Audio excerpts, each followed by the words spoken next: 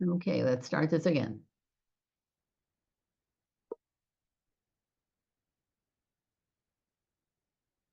For those of you who've been around for a while, if some of you, well, Carol, I'm sure, remembers Amy Iannatelli. Amy and I worked together before the acquisition to Function 2019. Amy had been with me for 10 years. She was my executive director, and we collaborated on a lot of these trainings. So a lot of what I present to you now is really a collaboration between Amy and myself.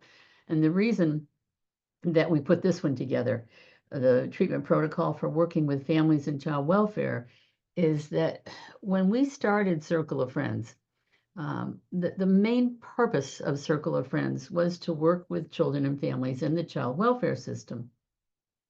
And over the years, I mean, we've been in business in operations since 2009. And over the years, it's always been pretty evident that some people are cut out for this and some people aren't. For those of you who have been in case management, or Christie's a GAL, or those of you who've had experience of working within the dependency system, whether it's as a case manager or a CPI or whatever, you understand the child welfare system in Florida, but not all therapists do. And working with families in child welfare is a whole different can of worms. It's very complicated. These people come with a whole bunch of people attached to them. And there's a lot of things you have to be aware of when you are working with families in the child welfare system. It's not what they teach you when you're getting your master's. It is an entirely different set of skills that one needs to know. So we put this together probably 8 or 9 years ago, and then I update them as we go along. But it's, I would have to say, when I was getting ready to do this again, for those of you who have anything to do with child welfare right now, and I know that Yo does, and probably Christy does, and some of you, Sandy, the child welfare system has really, really changed drastically since the pandemic. The way the case managers work, the way they refer, the whole coming back from working from home thing, all of that has really changed the paradigm of working with child welfare. So some of this I may add to as we're going through the slides, because there are additional challenges since the pandemic to working within this system, and it's never been an easy system to work with. So what we're hoping to do is help you to understand what skills you need to work with this population and what are your challenges. Because if you understand what you need and you understand what the challenges are, you can put those two things together. And it is a tough, it's a tough population. I have been in the child welfare field first as a case manager and then as a clinician for a long time. I was a case manager, I was a CPI, and then when I when I had the good sense to get my master's, I got out and went into private practice. But I was in a small town in Massachusetts, and I was right next to the DSS office, and I had been working there. So they sent me all their clients. It was a different time, and I did an awful lot of work with the child welfare clients at that time. And I was on a sexual abuse team. It was one of the first ones in the country to, they were kind of the precursors of the Children's Advocacy Center. And I did that for a couple of years. But understanding child welfare helped me a lot. And when I moved to Florida, I moved to Florida in 1998, so it was a while ago. And I had already been working in child welfare in New York and then in Massachusetts and North Carolina. So I had done a lot of work with different states, but I needed to understand child welfare in Florida. And the first job I had was at the Florida United Methodist Children's Home. I was a therapist there, and I was there for a couple of years. And I remember thinking at the time, maybe I just need to get into a job where I can learn what Florida child welfare is all about. And it served me well, because Florida has its own way of doing things.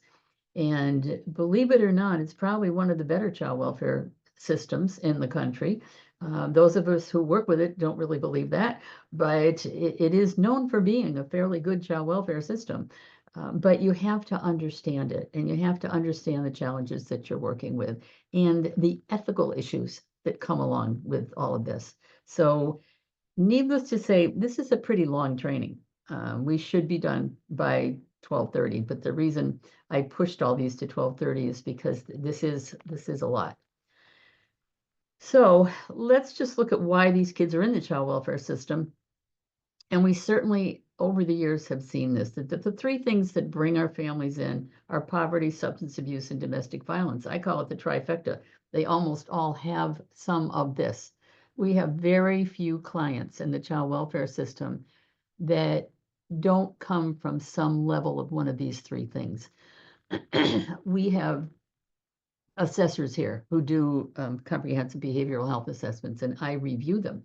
And they're all the same. I mean, it's very sad, but when you read the family histories of all of these families over the years, and we've been doing them since 2009, they don't change. It's always the same story. It's always a young couple. They got into drugs early. She dropped out of school. He tried to get into the construction trades. He slipped on a grease trap. He hurt his back. He ended up on oxycodone. He got hooked. Now he's gotten her hooked. They have kids. They ignore their kids. The police are called. It's always the same story. It's always a sad story. But that's what we are dealing with. If you have come, and some of you do come from private clinics into working with Circle of Friends / Residing Hope, when I'm trying to review resumes and I see that you have worked maybe at a private clinic, because there's a million of them in Florida, and you have done work with like a private practice, and Carol and I interview these therapists and say, well, what kind of work did you do?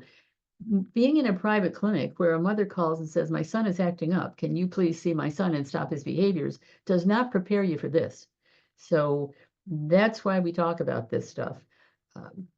Think about those of you, and I'm thinking people like Sandy, who's been around the fire for a long time, or Yo, the number one reason why our kids are coming into care right now is parental substance abuse. And I tried to update these statistics yesterday when I was looking at this. It says in 2017, over $500 billion was spent combating this issue. And since 1971, $1 trillion has been spent combating this issue. It was hard to find updated numbers because they haven't changed very much. We spend a lot of money trying to combat something that is almost impossible to stop. What happened when all of this, I'm going to go right on a limb and say maybe within the last 10 years, there's not a lot of kids that come into our system that don't come in because of this. So what is that going to look like, and what's going to mean for you? Basically, across the country, most child welfare systems weren't equipped to deal with this. They weren't equipped to deal with the increasing number of kids that were coming into foster care. And they weren't equipped to deal with the increasing number of children who lost their parents. I'm thinking maybe of cases that Carol had, because Carol at the time was a contractor over on the West Coast. And we had a significant number of children that were 5 and under whose parents were dead because they had died of drug overdoses.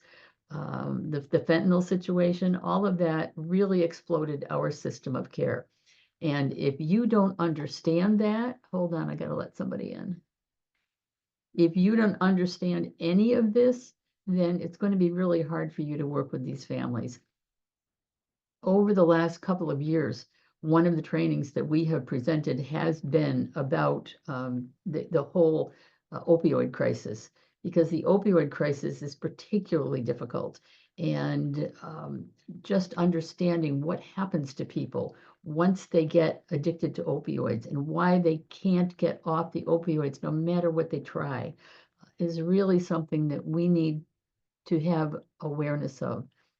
I was thinking actually of a conversation I just had with Cheyenne yesterday. about working with kids whose parents are substance abusers and they're older, and trying to help them to understand that these parents are probably not going to get better, and these kids are probably not going to go back home.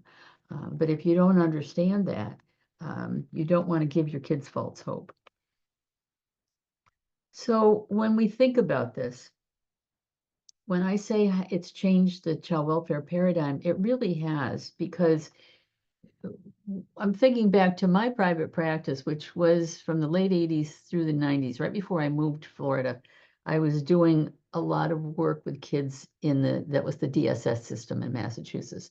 And most of these kids at that time had been either sexually abused or physically abused. It was an era when we were suddenly discovering that sexual abuse had actually occurred, and we thought it was something new, and it wasn't. But these kids were physically abused, they were sexually abused, and they were neglected. But it was a different kind of neglect. If you think about the work that you've done with addiction, addicted parents, I mean, they didn't wake up one day and say, I'm going to get on opioids. It's almost always the slip in the grease trap, or I fell and I hurt my back working construction. Something always starts it. And the addictive parents don't they don't abuse their kids. They just don't give them any kind of care at all. Uh, and the kids don't understand that. And that's the conversation that Cheyenne and I were having yesterday, is that these kids who are three kids who are teenagers want to go back to their mother, who's probably never going to get better. And when we looked into her history, it's probably going to be a chronic situation.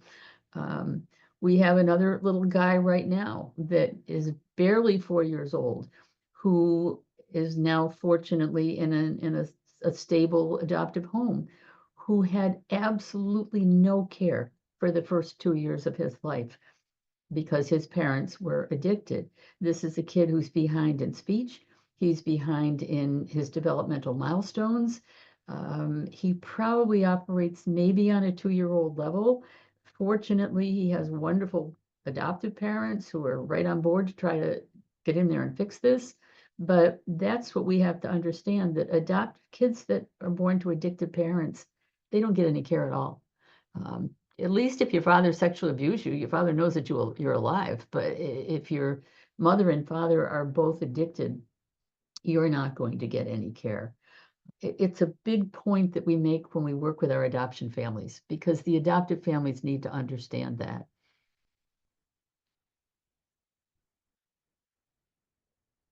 And I tried to update this statistic yesterday too, and I found that this hadn't changed, that in 2023, approximately 100,000 people died of drug overdoses in the United States. Um, the numbers for 2024 only went up to August, and those numbers were 84,000. But then we have the whole last quarter of the year to go through. So um, the other thing that is interesting and we need to be aware of, where do you think the most deaths from drug overdoses occur? It's not in India, it's not in Thailand, it's not in Africa, it's here. Across the world, more people in the United States die of drug overdoses than in any other country. So that's what we in child welfare are dealing with right now. That's what you absolutely have to understand this. If you have not had any kind of training in any kind of addictions, you need to get some training. If you want to help your clients, if you want to help your little kids, you've got to understand what they've gone through. And the other thing that we're absolutely finding is that many, many of our kids who are now coming into the foster care system have experienced some kind of drug exposure in utero. And the long-term effects of being, I call it an in utero addict, they're still being studied. We need to have more time. But what happens with kids, I mean, the picture on the right obviously is a neonatal addicted baby. Picture on the left is a fetal alcohol baby. One of the things that we see with kids that are born as drug addicted in utero, one common denominator they all have is that they have an impaired ability to self-regulate. And whether it was pot, whether it was meth, whether it was heroin, that's across the board. That effect is across the board. Um, the one thing that we overlook a lot when we're doing our assessments is whether or not the mother was drinking when she was pregnant, because fetal alcohol is one form of brain damage that cannot be remediated. We can work with it, our adoptive parents can work with it, our foster parents can work with it, but it's there.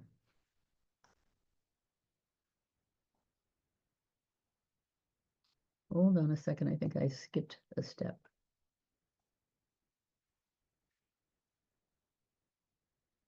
So what happens when our kids come into foster care, having been raised or not raised by addicted parents, is that bonding and attachment are always interrupted with these kids. So if you're working with any of these kids, you're going to see that their bonding or their ability to attach to their foster parents, to their adoptive parents, they're just not, it's not there. Doesn't mean that we can't work with it. We do work with it, but it's always there. And we have to know something about infant mental health. And why do we have to know that? Um, if you're going to assess your incoming child, whether your incoming client is 5 or 15, you have to understand what happened to that child in the early years of his life.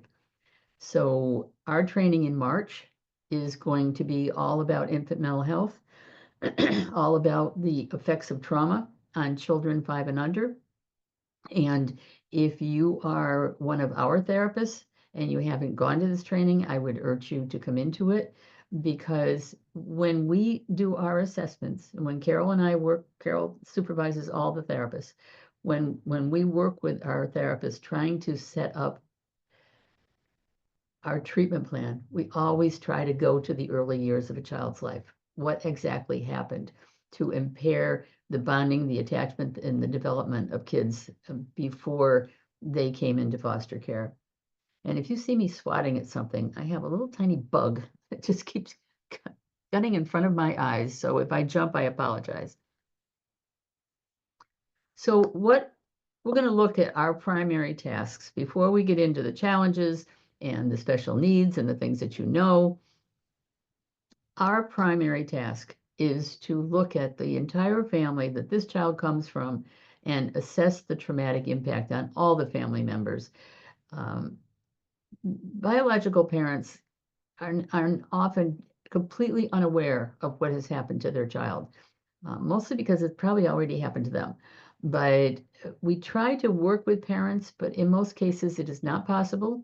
In most cases, with our cases coming in, the parents are missing, they're incarcerated, they're dead. So we don't usually have the luxury of having the parent and the child together. So our first line of defense is that we have to treat the trauma. And the reason I say this is that for those of you who have any knowledge of the way the pendulum is swinging in children's care right now, it is swinging to ABA services. Everybody wants ABA services for their kids. And why do they want those services? Why do foster parents, if I said to a foster parent, I can open up the child in your care and treat this child for the trauma he has endured, or I can give him a behavioral chart and give him ABA services and stop the behaviors that he is presenting you with, which do you think they're going to take? Does anybody want to venture a guess?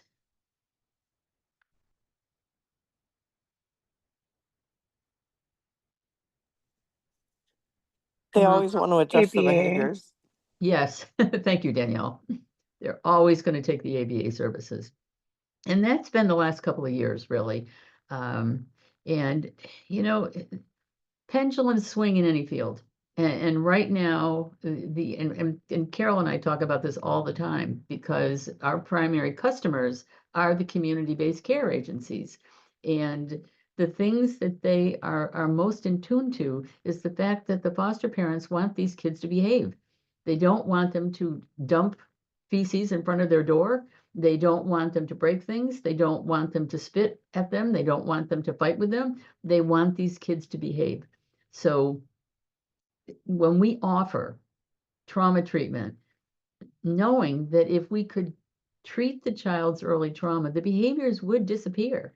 But this is not a popular choice with foster parents. And I got to tell you, it's not a popular choice with adoptive parents either.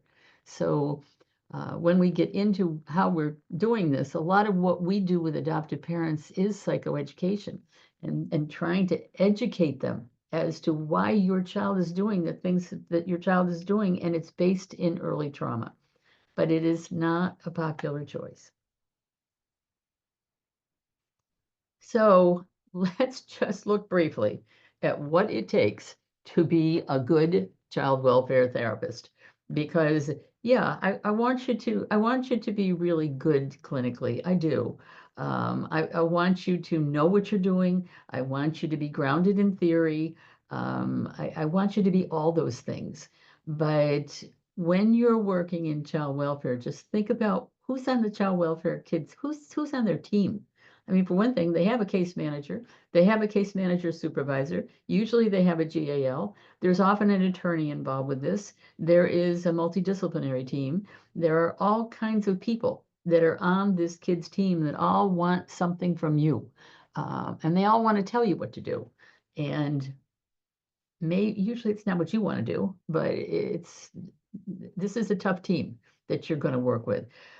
This is not like working in a clinic where you have a psychiatrist and a nurse practitioner and everybody is very skilled in psychiatric work. These are people that have all different roles. This case manager has got to go in front of the judge tomorrow and explain why she didn't get this kid into some kind of treatment before she got to court or before he got to court. And then the judge is going to get upset.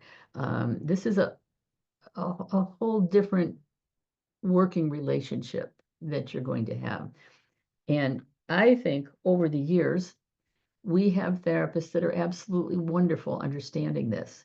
And they are the ones that are the most successful because I can tell you the ones that don't work out at all are the ones that come in and say, I am the therapist and I know best. I have 4 initials after my name. You should listen to me. And I have had more than one of those therapists who have not lasted with us because you really aren't the leader of the team. This is a whole team of different leaders. So you have to be aware of that. I can remember the day that Amy and I did this particular slide because we were really laughing about it, saying, what do you really have to do? You're listening to some really awful stuff with some of these kids. So you got to be aware of your own stuff. You know, when we talk about a resting face, you got to have a very nice resting face because you're going to have often a client in front of you that's going to tell you some really awful stuff. And I always have told this on myself because I had a really difficult little girl in a group home.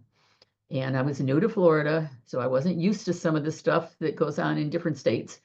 And her father had pimped her out when she was about 9. And mom was a drug addict, so was he. And so she's telling me this whole story. And I'm sitting there listening to her thinking, I don't remember these stories in Massachusetts. But she said, well, and then my dad broke up with my mom and he got involved with this girl and he got her pregnant. So he told me to go in the kitchen and take a turkey baster and abort the pregnancy. And I'm sitting there and all of a sudden I get, what? And then I said, oh my God, Barbara, calm down. Put your resting face back on. And I always learned from that because I didn't have a resting face that day. And if you do that, the signal you give to this kid is don't tell me any more tough stuff because I can't handle it. So we have to be aware of our own emotions. And we have to have boundaries. And we say this to the therapist all the time. This is a treatment team, and we have one role in that treatment team. So stay in your lane. You have one job. Your job is also to understand everybody else on the team, the case manager, the judge, the GAL, the supervisor. But you have one job. You can't get in and tell them what they should do or shouldn't do. And they can't tell you what you should and shouldn't do, but they do. So stay in your lane, learn your boundaries. You're going to find as we go through this that traditional methods of talk therapy are not the way we start with these kids because it doesn't work. These kids come in not feeling very safe. They don't feel, um, especially if they have been recently removed, they do not feel very safe. So we use other methods, and we're going to get into that a little bit. But the one thing I want you to be knowledgeable about is trauma recovery, because there's a lot of things that you can work with that you can fake it till you make it. There's a lot of things that you can work with that you can learn as you go, and this is not one of them. You, if you want to work with us and we want you to work with us, we want you to become very knowledgeable about what that kid is doing because of the trauma that that child has endured, so that you can then help that child, you can help the foster parent, you can help the adoptive parent, but you have to understand it yourself. So that is one thing you really, really need to know. And you need to be flexible. The pandemic has turned that upside down too. But we have always had family therapy rooms in our offices.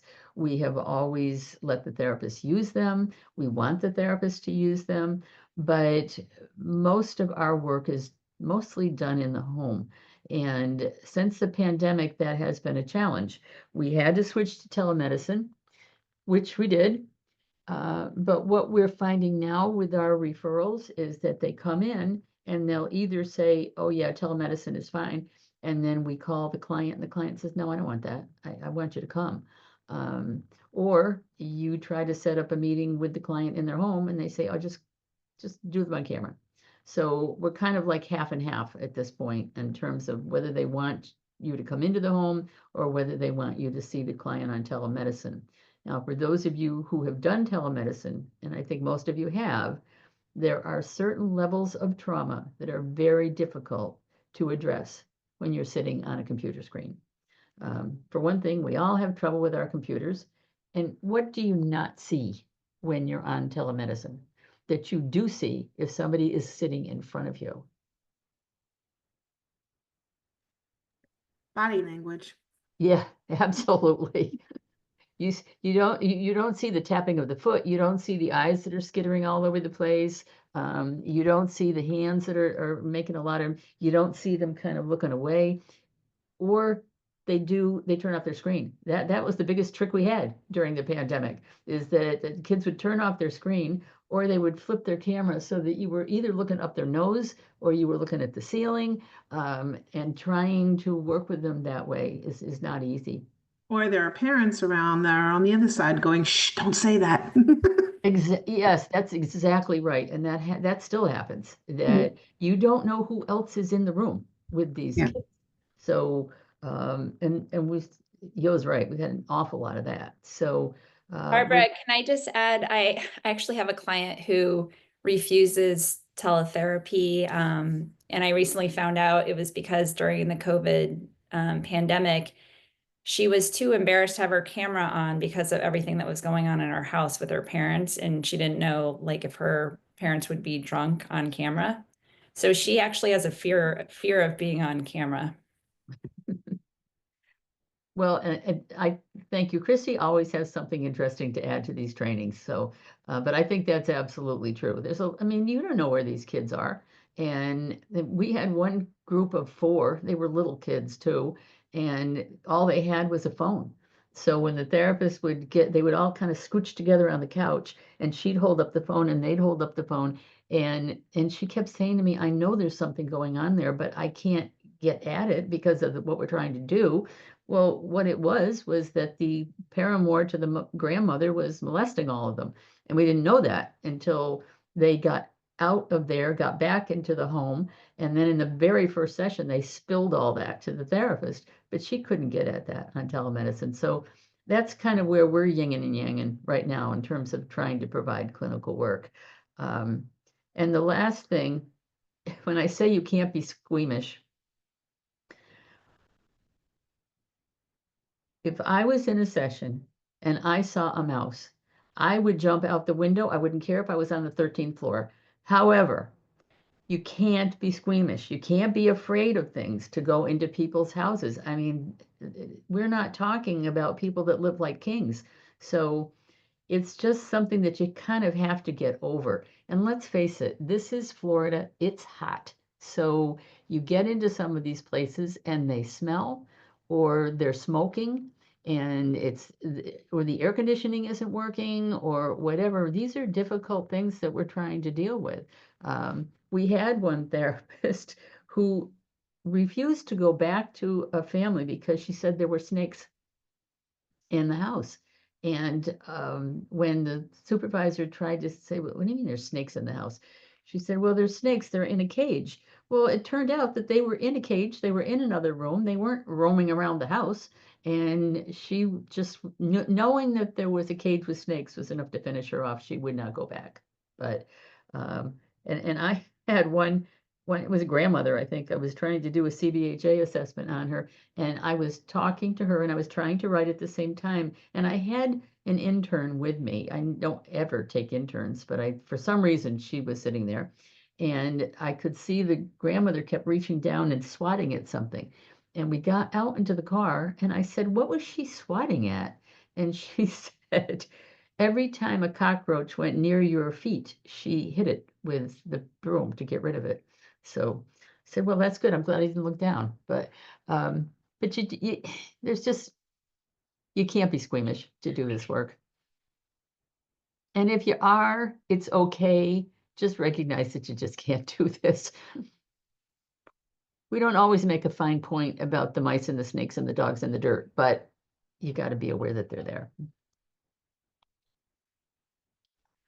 So what else does it take? You've got to be empathetic to the parents, even if the history is awful, they've done awful things to their kids. You've just got it in your heart someplace, have to have some empathy for the fact that they probably got no treatment themselves. A lot of these parents are intergenerational. A lot of them, they can't give away what they didn't have themselves. So just coming from that, why is that important? It's really important because if you are working with a child and you can't keep that in your mind, that this child came from these parents, and at some point in the line, these parents probably wanted to love this child, it will show in the way you approach. We say that to adoptive parents all the time. You might be angry. You've adopted this child. You know that these parents did awful things to this child, but you can't let that show in the way you're working with these kids. You have to understand the Florida child welfare system. You just have to. And if you come from another state, Florida has its own, I guess they all do, but has its own way of dealing with judicial cases. I had never heard the term shelter. In the state that I came from, it wasn't called shelter. I didn't even know what it meant.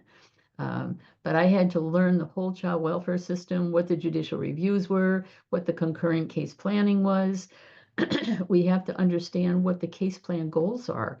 And the case manager, when they make the referral, they've got to be able to tell us, what is the goal? What's the case plan for this kid?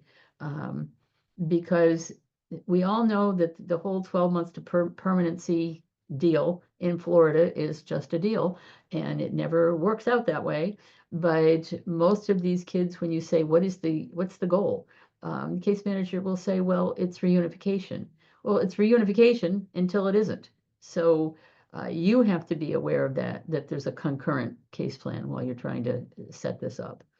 Barbara, I don't know if you outpatient services have noticed, but I noticed the more when I'm doing admissions and I have referrals from agencies, I'm noticing that the case plan now has changed a lot from just reunification or adoption to both of them combined. Yeah. So that they don't really actually know which direction they're going.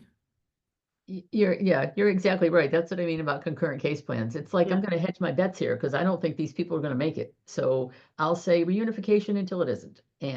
But what does that do? I mean, that doesn't give you as an admissions director or us as a therapist any direction at all, because you've got to be aware that this can flip at any time.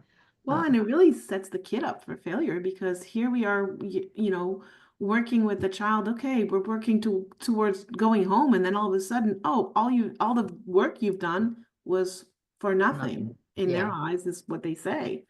Or the other direction. They don't want to go home, and you're working to stabilize them, and then boom, by the way, you're going home next month, and psh.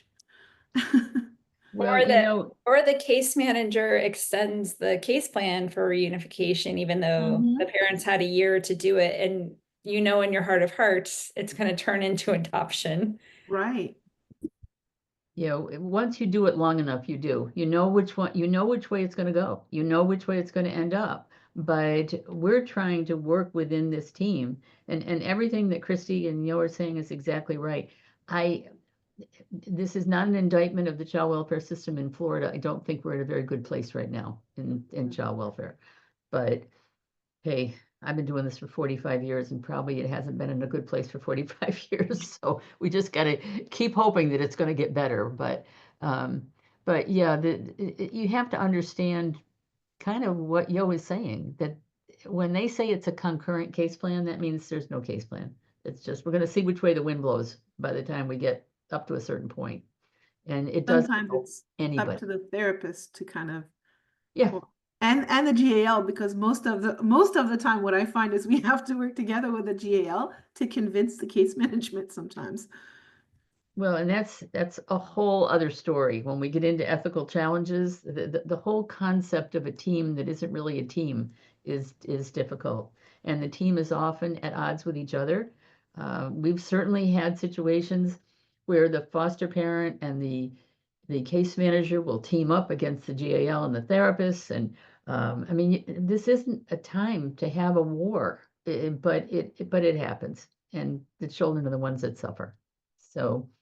And the last thing I'm going to say about this slide is that you have to use self-care, because if you don't, these cases will burn you out in a heartbeat. You just have to learn how to keep your boundaries. Don't take phone calls late at night. Don't get into text wars with people. Just keep your boundaries, and you will be able to survive in this and do good work. But that's why Carol's a wonderful supervisor to her staff, and she's always accessible to them. But I don't want her to burn out either, because we're always needing something. So that's why we try to say to our therapists, just maintain your boundaries around texting, emails, phone calls. Um, Maintain your time with your clients, and you'll do okay. But you got to take care of yourself.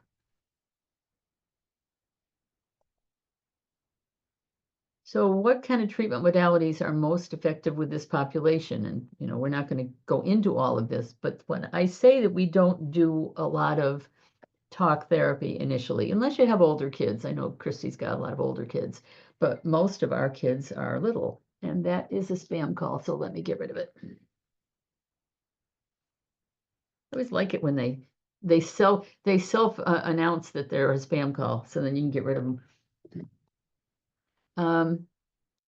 The reason we do we have a lot of younger children at our agency, and we do a lot of play therapy and art and all that kind of thing.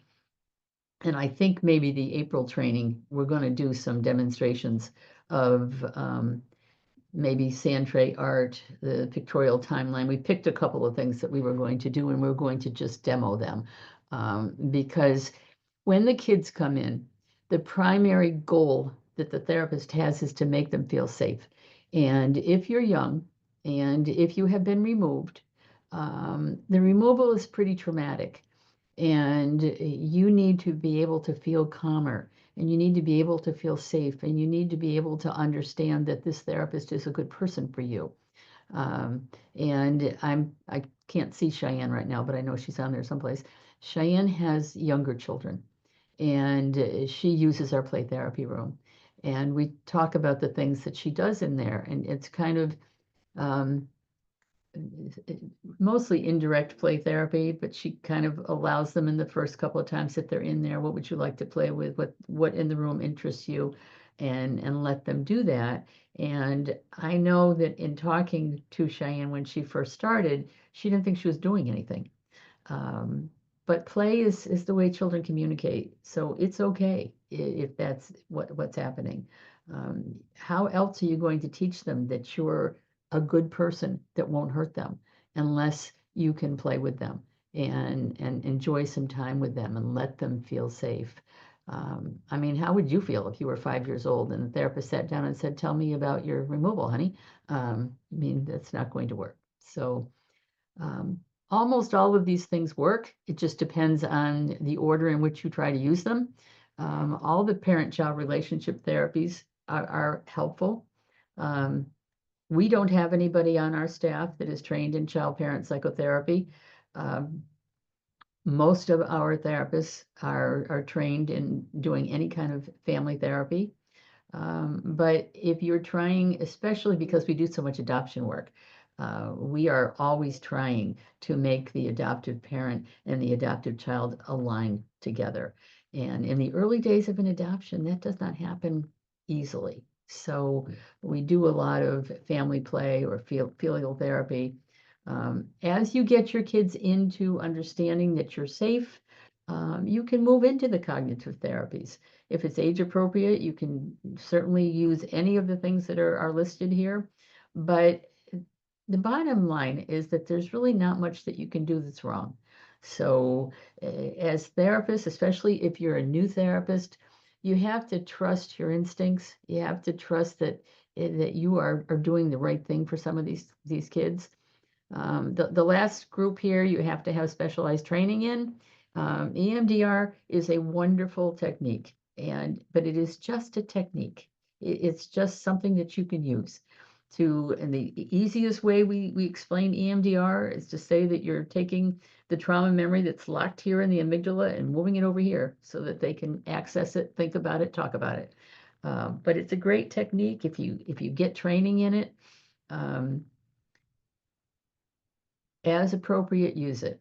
What we find with people when they go through the EMDR training is that we read their notes, and every single note is about EMDR, because one of the things about EMDR is that it's addictive, and people love it. So they get the training and they say, "This is great, this is like magic," and then every single note has EMDR, whether they need it or not. So, but once trained, use it when it's effective.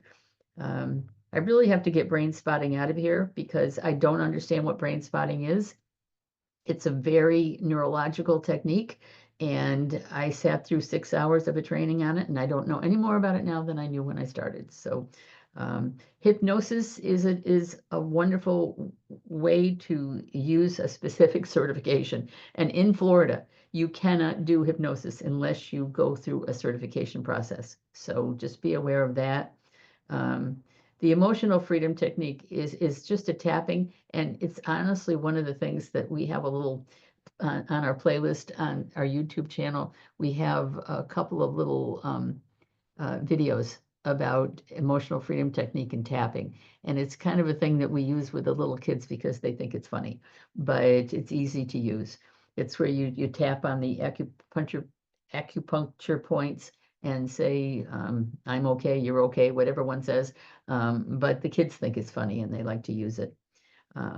And internal family systems, if anybody has been trained in this and they can explain it to me, please call me after this training because I do not understand it. I have tried it. I can't get through it. I've got 12 hours worth of PESI tapes about internal family systems therapy where this part talks to this part, and I just cannot wrap my brain around it. But if you can and you can use it, then go for it.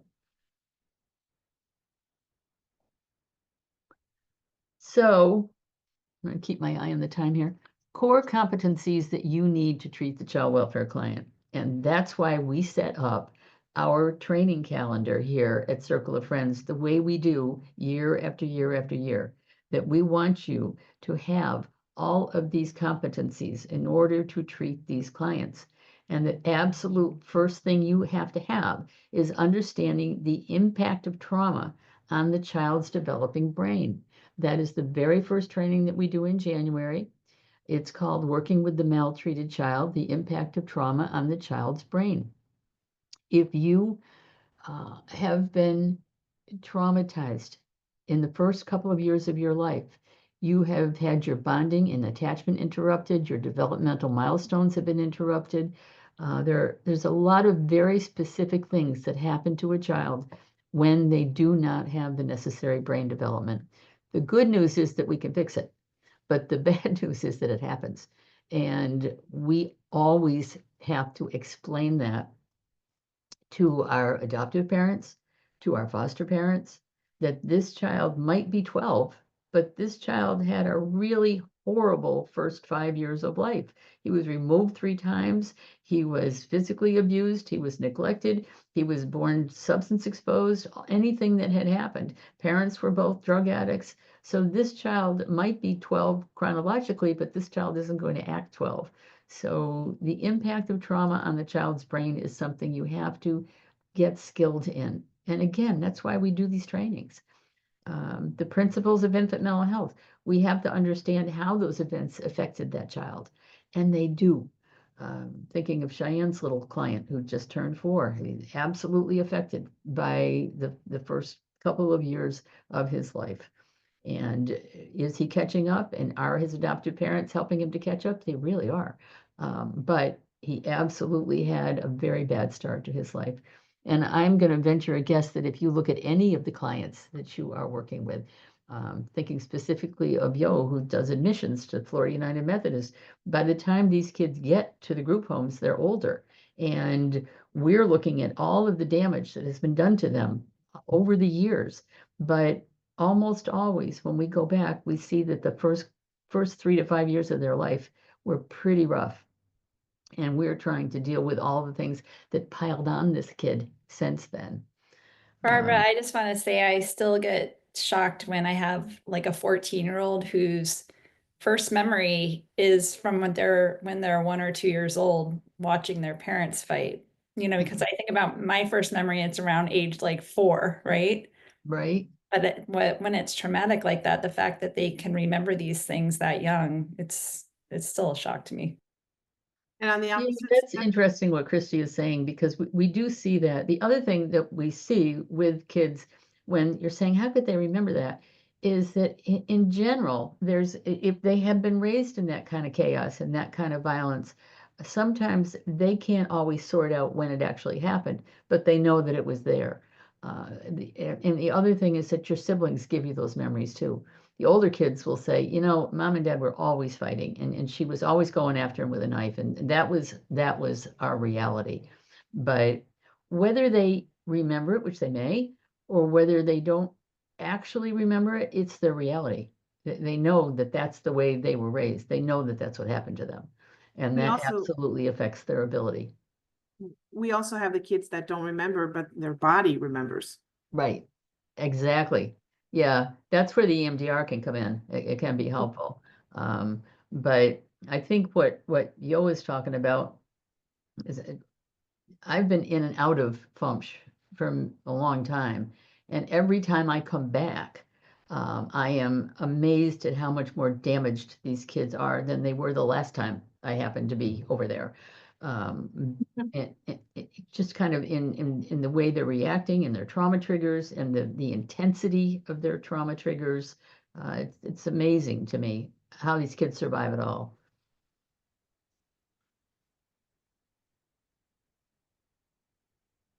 We have to, if you don't know anything about attachment, you're in the wrong field. So you have to really be competent in being able to assess attachment, because we don't let our therapists use reactive attachment disorder because it's a very hard diagnosis to give, and there's not too many people that meet it.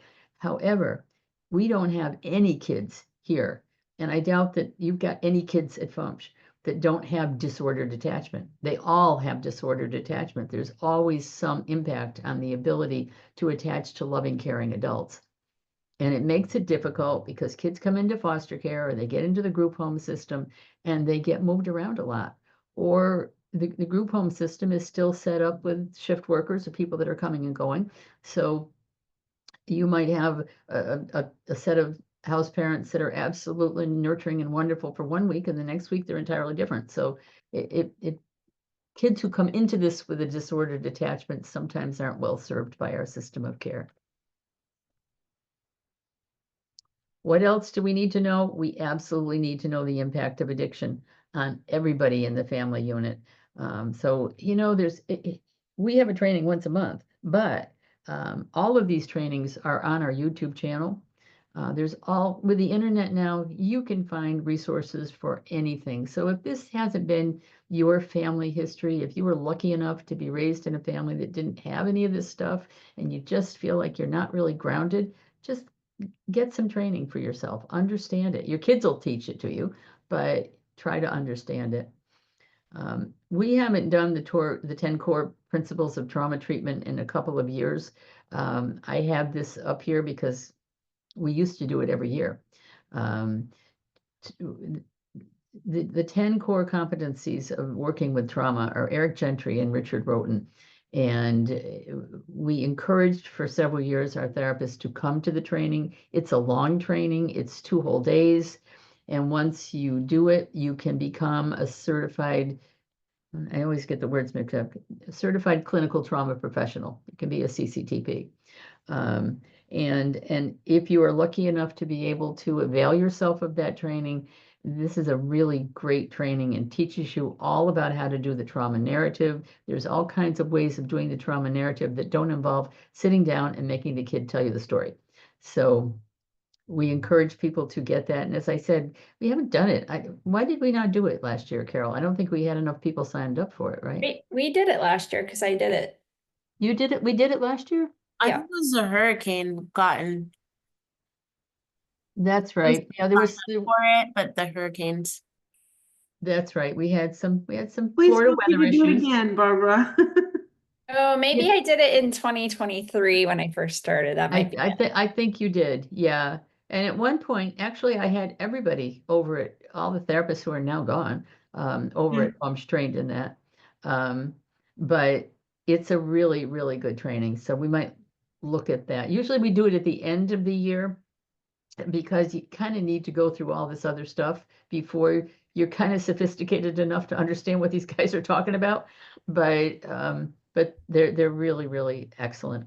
And I have the CCTP. I think Carol does. I don't know who else at this point. I don't know who else has it. So, and the last thing, we really, really want you to be adoption competent because a lot of what we're talking about here is the adoption issue of attachment and bonding and not understanding your kids and not being able to match your expectations to theirs. That's what kills adoptions. Adoptions are not killed by behavior. They're killed by unmatched expectations. That you got a foster or adoptive parent who wants one thing, and the poor kid comes in and he wants something else, and then they get disappointed and think it's the kid's fault, and the next thing you know, they're calling saying, get them out of here. So we really want you to understand adoption. I will say I'm always hesitant when I tell these stories. However, I was doing training at FUMSH. I think it was 2015. It was in that era, 2014, 2015. And I remember saying to the childcare staff, does anybody in here have any kids that are failed adoptions? And everybody put their hand up. And I said, they're all failed adoptions? And I said, why do you think these adoptions failed? And one of the cottage parents said, well, it's because the kids didn't say thank you. And I've used that line in training 1,000 times since then. That guy is still there. I saw him at the training the other day.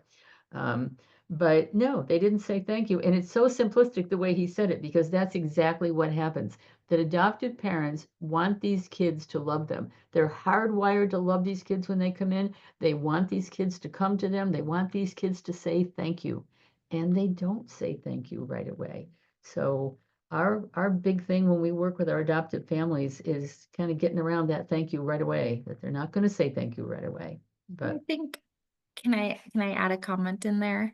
absolutely. I think too, there's such a, perception of we are giving these kids a stable home, so they should be appreciative of all the things that we are giving them. But, our adoptive families have to remember our kids didn't ask. They didn't ask to be in your home. They didn't ask to be in the foster care system in general. Maybe they didn't ask to be a part of, your family and all the luxurious things you're providing them. So it's, it's it's something that we really need our adoptive parents to understand that they may appreciate things in a nonverbal way. Them sitting at dinner table with you, that's showing them, their appreciation by even being willing to sit down and eat with you. So it's small moments that need to be captured, not this grandiose, thank you so much every day, because you're probably not going to get that. That's very well said, Kiana. And Thank you. You're absolutely right. And there's also, nothing worse than a failed adoption. It's like a death. also CBC agencies sometimes, these poor parents aren't well prepared, because, there is very little information that gets to the adoptive parents for fear that they might step out and then they lose that placement. And so you have parents that are not prepared, you have a child that's not prepared, and let's put them together and see if it works. Yeah, yeah. Let's throw them against the wall and see if it sticks. Yeah. I would agree with that. I've seen several times where even the case management team holds back information from adoptive parents. And it just, I feel like, sets them up for failure. Wouldn't you think we'd be past that by now? I mean, haven't we learned that we have to give them that information? But, as long as we're incentivizing or incentivizing an agency to get a certain number of adoptions through, you're always going to have this issue. I mean, the agencies do get removed. I can't say the word. They're incentivized to get the adoptions through.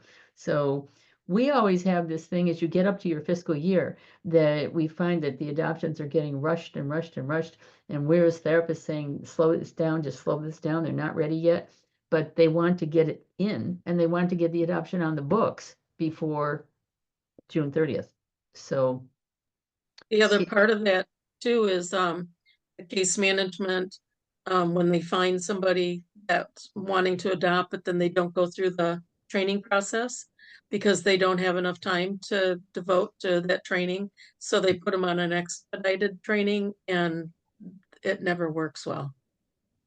What the other thing that we find, at least, when we have a child in the group home setting and their pre-adoptive family shows up, and then the therapist gets not in trouble, but gets talked to because they relate some information to the pre-adoptive family that the case management team didn't necessarily want them to know. That puts the therapist in a predicament because, I'm sorry, CBC agency is not really my client. My client is my client. And so we have to be aware of who our client is and where to establish the boundaries and what to say and what not to say. But it gets tricky as a therapist too. I didn't realize that was still an issue, and that's Yeah. unfortunate. But Mhm. yeah, I will say that the therapists who work, like in Yo's case, she works at Florida United. That's a very difficult position to be in because they get thrown into a lot of case management stuff, and they get thrown into a lot of things that maybe your therapist cannot stay in their lane. That's what I would say about your therapist. We tell our therapists to stay in their lane, but your therapists get thrown into a lot of different lanes. So it does make it hard for sure. But I'm going to do one more thing and then I'm going to give you guys a break. Let me just look ahead just a bit. Okay, maybe since it's 10:30, why don't we just stop here, give you guys 10 minutes so that you can grab coffee or whatever, and then we'll get into more of the special challenges of working with a child welfare client.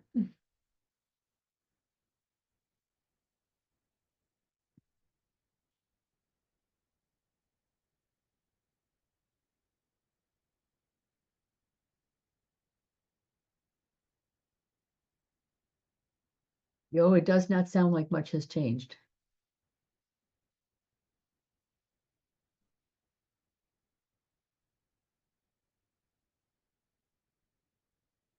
Yeah. Some things have, some things haven't.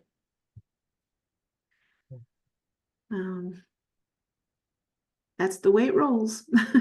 No kidding. Yeah. I think our therapists in general.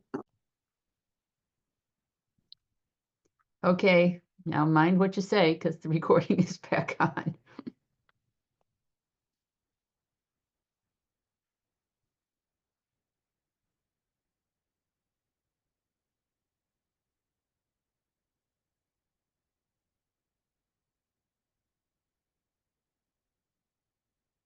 Okay, let's go on with the special challenges of working with the child welfare client. And as we've said, foster parents and case managers really want you to fix these kids. So this is a big discussion that I had with two of the people in leadership at FUMPS yesterday, that you see pendulums going back and forth. Well, right now the pendulum towards providing trauma treatment that our kids very much need is going away, and it's going in favor of ABA services, behavioral services. And I had this conversation with one of the clinical coordinators from Family Partnership, and she said to me, Barbara, everybody thinks their kids are autistic. Everybody thinks that their kids have ADHD. Everybody thinks that their kids need behavioral services. And we try to say, we want you to accept the trauma services first, but that's really not where things are right now. So that's something that we all have to deal with, because we treat trauma. The group homes treat trauma, the foster homes treat trauma. You as therapists are treating trauma, but it's not the popular choice right now. We have to be aware of that. So that very often, and I know that the newer therapists are the first ones to say this, that if you're trying to do a play therapy session in a house with a foster parent or with an adoptive parent, you're often going to get the comment that all you did was play with them. And it's very intimidating for brand new therapists, because they're trying to do their best, and they have always come in for a lot of criticism from foster parents because they don't understand what you're doing. So if you came with a chore chart, they might understand it, but they usually don't understand what it is that you're trying to do. So, and what is the other challenge is that this is a team. And when I say a team, when I say you have case managers and GALs, you got foster parents, you've got attorneys, you've got judges, everybody on this team, this is not a well-oiled team. These are just people that have different parts of this pie, and they want their part to be heard first. Carol, can I ask you to talk a little bit about the ARC committee that you're on? Because that is a perfect example of a team that is not well-oiled at all times. Yeah, the ARC committee is based on either several people wanting to adopt the same child, or some background information that came up, like any kind of legal things or drug arrests, traffic violations, all of that kind of thing. So they have to explain what happened. Sometimes some of these things happened over 20 years ago, and they have to explain how that person has changed throughout the years and why they should be the person adopting the child. And everybody has their own agenda. You know, and I'm not picking on any one party here, but everybody has either sided with the foster parent that wants to adopt, who doesn't want the child to ever go back with their parents, or sided with the guardian ad litem, case management. You know, they have their own biases too on how well the people have followed their plan that they needed. So when you get all these parties together, trying to come up with, is this person an okay person to adopt this child?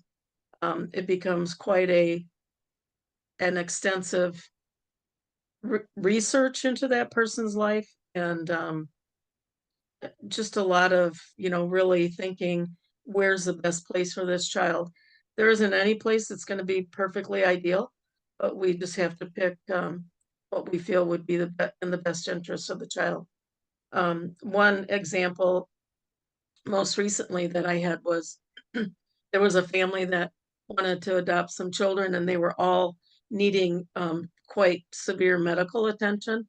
And they made a comment during the ARC meeting that as soon as this was over, that they're just gonna do whatever they want, and they're moving out of state to a small town so nobody can see what's going on. And so, I mean, that just kind of stopped that whole process very quickly from them adopting, but now they've appealed it, so we'll see where that goes. Yeah, the ARC teams, I don't even know what ARC stands for. It's Adoption Review Committee, right? Yes, Has always been contentious because you don't get to the ARC unless there's a dispute. You don't get there unless there's more than one party that wants to adopt, or there's, a grandparent wants to adopt and the foster parent wants to adopt, and they're going at it with each other. And Carol volunteered probably 3 or 4 years ago to sit in on one, and she's still stuck doing it all the time now. So, but a lot of times they're very contentious. That is a perfect example of a child welfare team that is not a well-oiled team. Who I mean, makes it's nothing referrals against to the anybody. ARC? I'm sorry? Who makes the referrals to the ARC? I think it's the process. When children are in adoption process and they do their background, their home study, if they find things in the home study that need to be addressed, then that's when it comes to an ARC. Okay. Thank you. Mhm. Sometimes it's things that happened 25 years ago. Yeah, and a lot of times when that happens and the person, that's has to respond to it, a lot of times their comment is just, I was young and dumb. Yeah, yeah. Well, weren't we all? So, Yeah. And there hasn't been any violations since that time. So I would chalk it up to they were young and dumb. yeah. Well, and that is a perfect example of a child welfare team. And one of our struggles as therapists is staying in our lane on that team. And the other thing is saying we are therapists. We're not going to tell you whether or not this child should or shouldn't go home, whether the father should have visitation or not have visitation. But what we find, and we've had, you can always tell the therapists that are going to get mangled into this, because therapists are kind people. They want to help people. And we have had more than one situation where we've had to extricate a therapist from a situation after they kind of jumped into it and said, well, let me tell you what I think. Well, don't tell them what you think. You've got to make sure that you keep your boundaries, because everybody wants to tell you what to do. Now, why does everybody on the team want to tell you what to do? Because they want you to tell whoever what they want to be told. So it's just a it's a difficult thing, and we've got to be patient and empathetic and kind. We've kind of got to rise above and be who we know we can be, and not get into the fray. The absolute worst thing is when we have emotions that take over and foster parents side with GALs, or GALs side with case managers, or case managers side with therapists. You don't want sides. This isn't a war. But people can get very emotional, and you don't want that. We've had situations, one particular situation where a girl was set, it was a West Coast kid. She was in a foster home. She was born in Haiti. She was born with AIDS. Both of her parents had AIDS. And she was now 17 and a half. She was maintained on medication, but a medical foster home wanted to adopt her. And she was in another state. She went to visit them, and it all went well. And she thought she was going to go. Now she was 17 and a half. So she only had a few months to get into this placement. And the foster mom told her, you can just stay with me for as long as you want to. You don't have to do that. Well, is there anything stable about a promise like that? There really isn't. And then we had a situation where the case manager came over, and the case manager sided with the foster parent, and it was a whole big mess. And the end result was not good.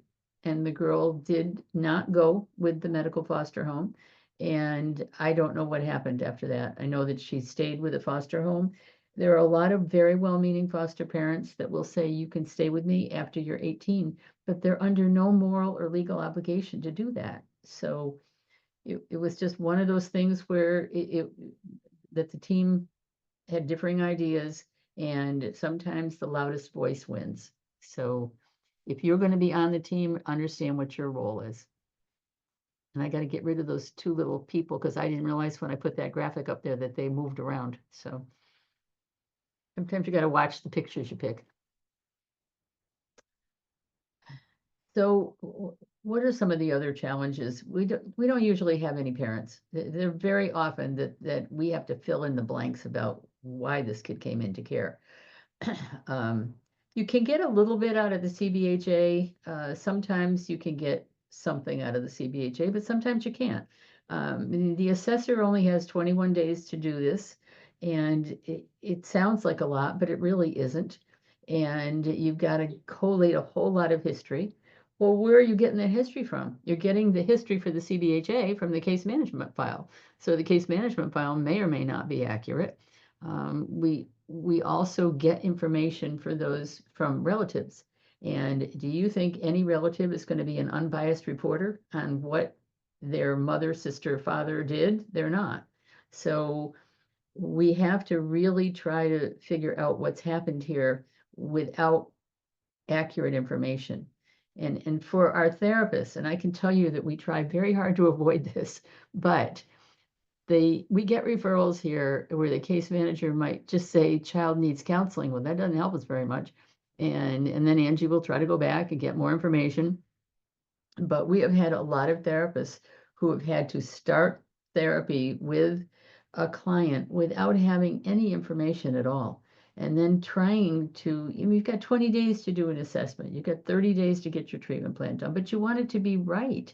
And it's hard if you don't have any information. The one thing that we have the most skewed information about is the prenatal history of substance abuse. And that's a very important thing to have to get accurate, because if that child has been exposed in utero, you want to know when it happened, how it happened, what the substance of choice was, and often we have to make an educated guess. That's why for those of you who do our in-depths, and there's a drop down for parental substance abuse, and it says yes, no, or suspected. You're always safe to use suspected, and that's why we put it in there, because it used to be yes or no. So people, if they didn't absolutely know that there was substance abuse, would just put no, and that's not the right answer. You can say suspected. You don't have to have absolute proof, but you can say we think that this child was exposed.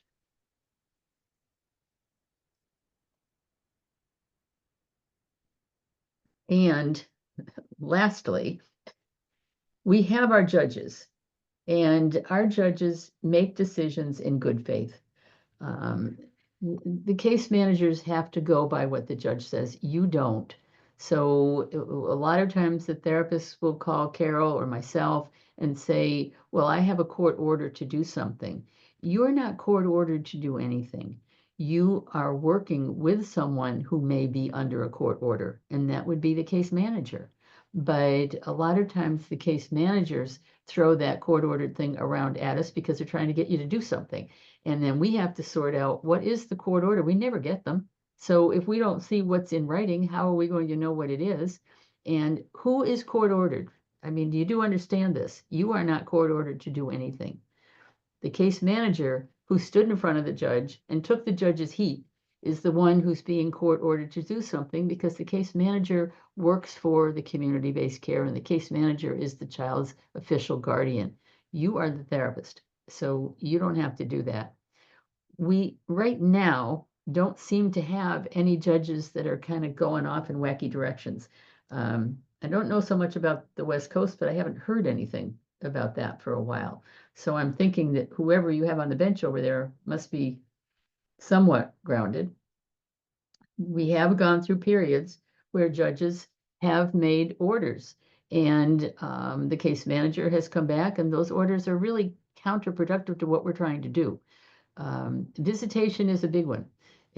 Judges will often order visitation, and often it's at somebody mentioned this before. It's kind of at the end when you're kind of ready to go to adoption, and then the judge will say, "Well, I want the parent to have another visitation or 3 more visitations or whatever."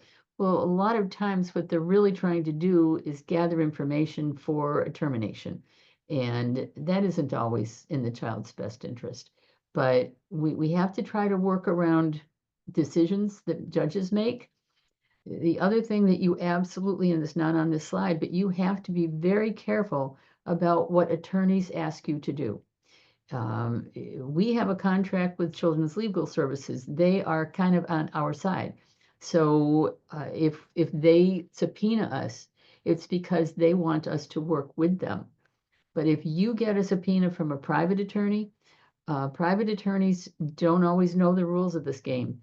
And they will tell you that you can talk to them, or you can do these things, or you can come in without a subpoena, or they can tell you all kinds of things. It's always important when you're dealing with the legal system for you to get in touch with Carol or myself and say, what should I do here?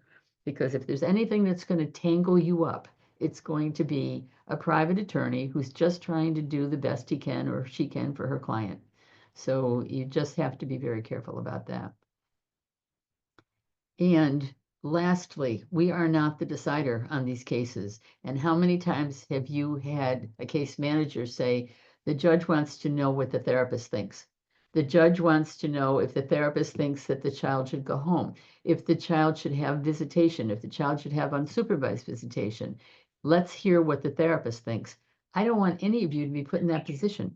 And if you are asked to make a quotes recommendation, you're not God, and I don't want that for you. So again, you always call Carol or myself and say, what should I do here? Because there are ways to phrase things in your monthly clinical update that don't include the word recommendation. You can say something in your monthly clinical update like, I do not have any concerns about the child visiting. You don't have to say I recommend, because what happens if you say I recommend? Where's the next place you're going to find yourself? In court, defending your position. So everybody wants you to make decisions that is not your job to make. It's not your job to tell the child that they're not going home or they are going home. It's not your job to get involved in things that case managers should be doing. Is that to be mean to case managers? They have a different job than we do. And their job is to get involved in this. And whatever we say, we always find that the therapist is somebody's going to disagree with the therapist. Hold on, let me just take this for just a second. Hey, Daisy, I'm doing a training. Can I give you a buzz back? Yes, no problem. Okay, I will. Thanks, bye. Sorry.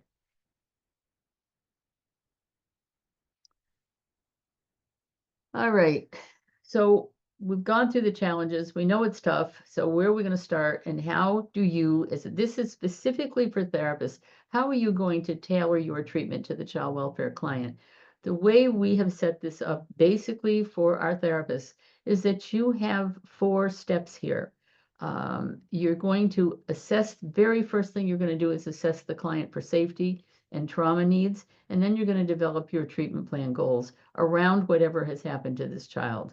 The second thing you're going to do in almost every single case is do psychoeducation about trauma or relaxation techniques, self-regulation skills. That's all the stuff that you do.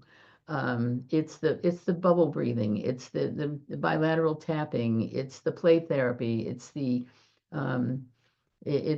puzzles, it's playing in the kitchen, it's all of the stuff that we do that is play, is going to teach kids relaxation techniques. The third thing you're going to do is do your trauma processing, but we're going to talk about it in a different way.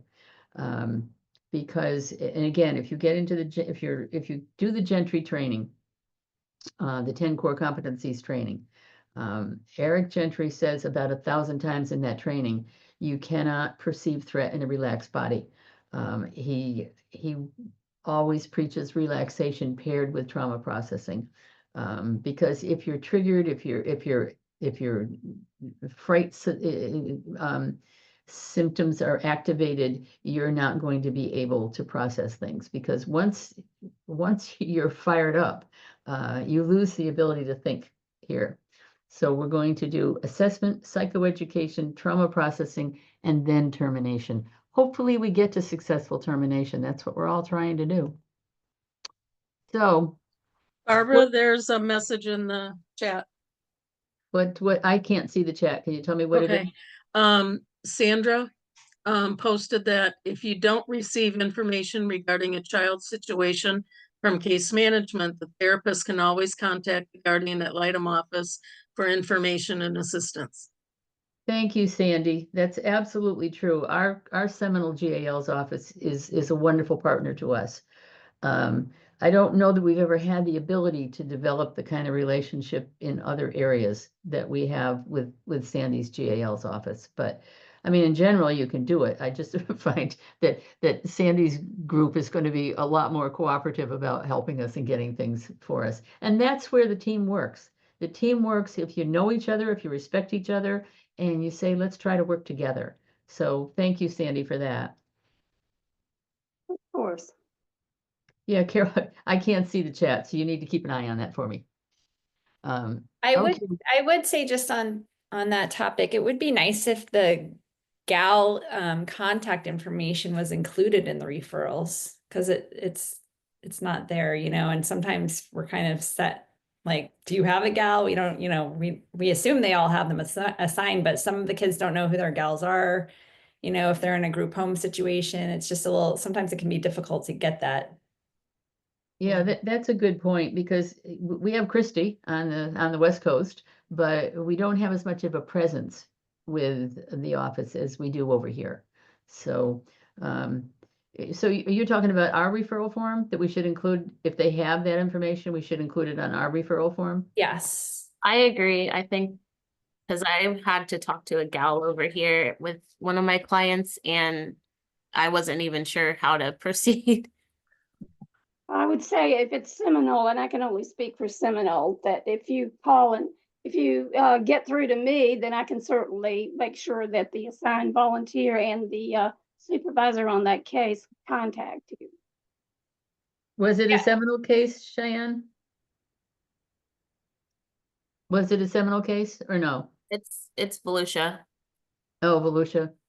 Yeah, and I don't know that we've got as many it's right in our own backyard, and I don't know if we have as many contacts with them. Well, and I am a gal and I have my, you know, my child advocate manager, but I have to be careful about, I can't contact him and say, oh, I'm working with this kid as a therapist, because then I'm crossing ethical boundaries, right? So it's like, how do I mean, I know I could call him and ask about a child's gal if they have one assigned, but that to me is crossing a line. I think you've done a pretty good job staying in your lane. So I know it's difficult because you kind of wear two hats, but and as we're talking about this, maybe we need to up our efforts to try to reach out to the different offices, because we see how well it works with Sandy's office, and we have a lot of her volunteers that come into these trainings pretty regularly, so we've gotten to know a lot of them. But good point for both of you. So what happens in the assessment stage? I know this sounds very simplistic, but it doesn't matter what technique you use. It doesn't matter whether you're a play therapist or a DPT therapist or whatever. What matters is that you develop a relationship with your client, because that's the most important thing for success here. If your client doesn't think that you can help her or him, your client is not going to work with you. So we start our assessment, mainly we want the client to know that we care about them, that we're going to develop the therapeutic relationship. I always, and Carol will always tell the therapist, as you see this woman sitting here with a pad writing, and there's that little bug again. We don't write during our assessments. We want to make eye contact with our clients. We want to talk to our clients. We don't encourage therapists to go in with a notepad and write things down, because then you're distracted by what you're writing. You're not making eye contact and talking to somebody. So, so the assessment phase is really developing that relationship. Now, let's talk a little bit more in depth about the prenatal history. Why is that so important? Especially when you're starting with your clients. If you can't get anything else, you really need to try to determine if this mother had any kind of alcohol use during pregnancy. And people don't tell the truth about this. So that's why I say the CBHA, it can be a source of information, but if the CBHA assessor is interviewing a parent who doesn't know this person at all, they're rarely going to tell the truth about that. Why are they not going to tell the truth? They don't want to be blamed. They don't want to be criticized. When we talk about in one of the other trainings, we talk about the fact that people don't have prenatal care. Why don't they have prenatal care if they're using? They don't want to have urine tests. If you have a urine test, we're going to know you're using, so you just don't go. When we talk about trying to find out what really happened here, there's other ways than to say, were you drinking when you were pregnant? You can say, when did you find out you were pregnant? Some people don't even know that they're pregnant until they're 3-4 months along. What were you doing before you found out that you were pregnant? I had one client a whole long time ago that I just could not figure out what was going on with her or her son. And this is one of the early days of Circle of Friends. And she finally, and she had full-blown AIDS. I doubt she's still alive, but she finally told me that she didn't know that she was pregnant, and she went on a cruise. Well, what do you often do on a cruise? She was drinking a lot during the cruise. One of the things about understanding prenatal exposure to alcohol is that you need to know when the mom found out she was pregnant, how much she was drinking during the period before she knew she was pregnant, and was it binge drinking or daily drinking, and at what point in the pregnancy. Because the whole thing about, we talk about the facial expressions of the fetal alcohol kids, there's only one teeny tiny point in a pregnancy that fetus is going to develop that. You can be drinking through your whole pregnancy, or you can be binge drinking at a specific point in the pregnancy, and then the baby will develop the facial characteristics. But we want to know if we have to deal with that. For our foster parent, for our adoptive parent, we want to know how to deal with it, because it is permanent brain damage. And it's got to be considered when you're doing the treatment plan.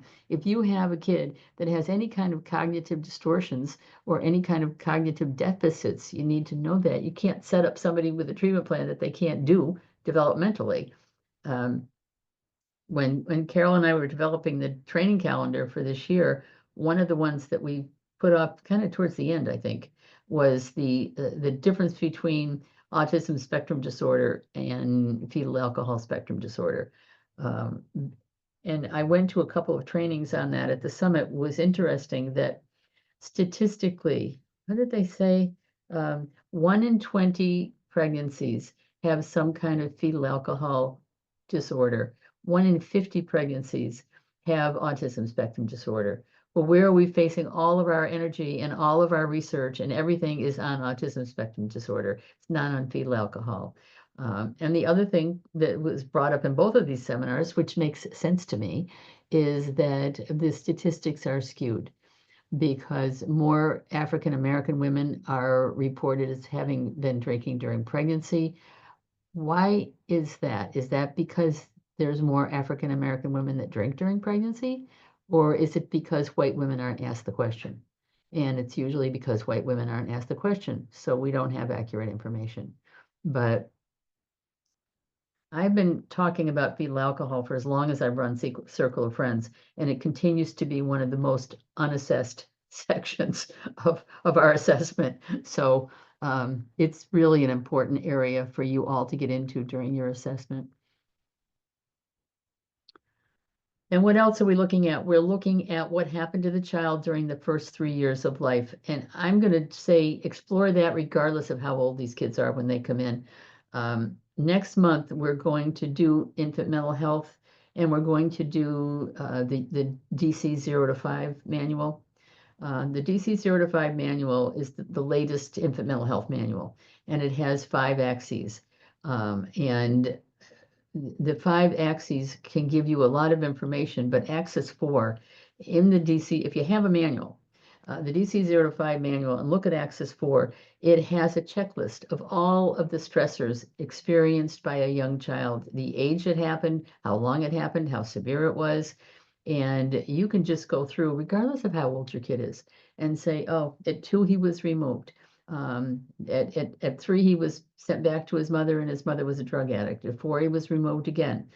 He was placed in 5 foster homes by the time he was 5.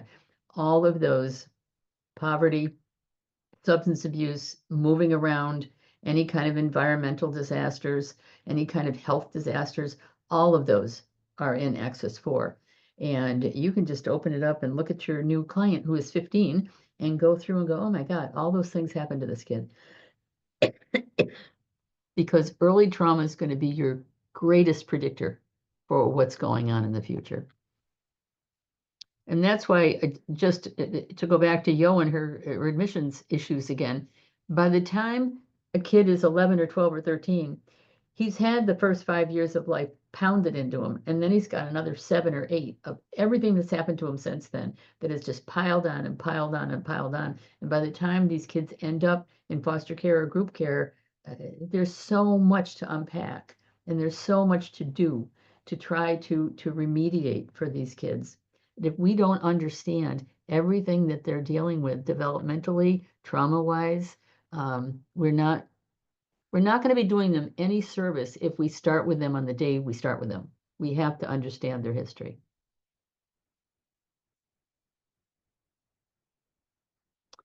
We have a lot of assessment tools here. Actually, Cheyenne and I were talking about this yesterday. We have a PTSD questionnaire. We have the trauma symptom checklist, the house tree person, the ACE test. We have a lot of little quick things that you can use as you're assessing. You don't have to be a PhD psychologist to ask a kid to draw a person, or to ask a kid to draw the house tree person, or to look at the ACE test and look at your client and say, as Cheyenne said to me yesterday, this kid has got an ACE score of 7. That's high. Anything over 4 is very high. And if you have an ACE score anything between 4 and 10, with each score that you have, your chances of having future and ongoing difficulties increase, including physically. If you look at any one of the clients that you're working in, I think I sent Cheyenne the ACE test yesterday, and if you don't have a copy of it, I will send it out to you. All you have to do is look at it and say, this kid has got this, this, this, this, and this. It affects their emotional ability, but it also affects their immune system, which we don't always think about. That our kids get sick more often than other kids. And they get sick more often than other kids because there is a lot in the developmental stages of the first 5 years of life where you are bonding and attaching and feeling neurologically safe with somebody else. And if you don't have that neurologically safe person, you're not going to develop that, and it affects your immune system. The ACE test is one of the most studied research instruments in the world, and its results have been replicated over and over again. And it's very, very clear that the part that we don't think about is the part that the kids get sick more often. I mean, think about your own kids that you're working with. They have a lot more allergies. They have a lot more asthma. There's problems with prediabetes. There's problems with breathing problems. There's problems with obesity. And a lot of that is from that. So just in your assessment, just be aware of that. I'm going to get curious. all this done in 20 days. You're absolutely not. Yo? I'm curious because now with FFPSA, when a children have to have, in order to be placed anywhere, children have to have that placement form. And the ACE is supposed to be part of it. But more often than not, the placement form that I get is the ACE is empty, or it's check marked that it wasn't done because the child is unable to get it done. And so that's what we get on the group home end. I'm curious as to what the therapists are getting on the outpatient service level. Do they even see the referral? Do they see the ACE? Because it's supposed to be done by CBCs now. Yeah, I don't think so. And I will check with Angie because she does the referrals, but I never see them. Carol, do you on the referral forms? No, I have not. Because Yes. Barbara, I'll send you like the child placement assessment that every child is supposed to get in order to be placed, whether it's a family foster home or otherwise. And it's supposed to be done. It's always blank. 9 times out of 10, it's blank. I would Isn't say on my more like updated CBHAs, it's included. On the just- CBHAs. I was On the just gonna say that, CBHA. yeah, I was Okay. gonna say that as well. On the more recent CBHAs that have been coming out, they have started including ACE scores, but that historically, I mean, when I was a case manager and they did not have that included. So I think it is a more recent thing. Okay. So maybe it was just kind of part of, hey, how fast can we catch up to this new trend? And I Right. always question also for the ones that do come back done, how it's done. Because I think that's important when you're completing the ACE is how the questions are asked, who asks the questions. Is it kind of a form that's given to the kid and they can Christmas tree it or not? Right. Right. So I always wonder like what's going on with that ACE now. So sorry, thanks. It's really too bad because, like I said, it is the most researched instrument that we have in the world, and its results have been replicated over and over and over again. It's not like we have to say, well, maybe this is a new thing and maybe it doesn't work. I can tell you one of the things that I did with the childcare staff at FUMSH one of the days I was over there is that I gave them. We were in the training room, and I gave them all an ACE. And I said, okay, I want you to pick one kid in your cottage and do this and pretend you're that kid. And then they got all done. And I said, okay, how many of you have a 1, 2, 3, 4? Of course, nobody raised their hand. And then I got up to like 7. And then everybody's hands went up and right up to 10. Somebody said to me the other day, I think this kid has an ACE score of 12. I said, no, it only goes to 10, but that's bad enough. But it was so it was so enlightening to see that they all recognized that these kids were incredibly damaged kids because everybody's hands are going up. And I'm looking at them all saying, you do know what this means. And that must have been 10 years ago. So, because I don't think I've been over their training since 2015, but it was just without training them, without saying this is what this means, without giving them any kind of background, I just said, pretend you're this kid. And everybody's hands went up. So send me that because they should be filling it out. God, it takes 10 minutes. And sometimes you can do it on history. You can look at the history and say, yes, of course, this kid was exposed to substance. Of course, this kid was exposed to violence. But it should be being done. So. All right, we here use a lot of other ways to assess because when I say I want you to do an assessment is ongoing. You got it for Medicaid, you got to get it 20 days. I mean, I get that. But in order for you to successfully work with a kid, you continue to assess. You continue to get new information. You say, okay, maybe I need to change this treatment plan. We use all of these things to just kind of determine what is the level of trauma. And we use them on an ongoing basis. We use them as we're working with these kids that we might have thought, well, this kid is okay, but maybe not. And you're always going to assess level of trauma and you're always going to move this along.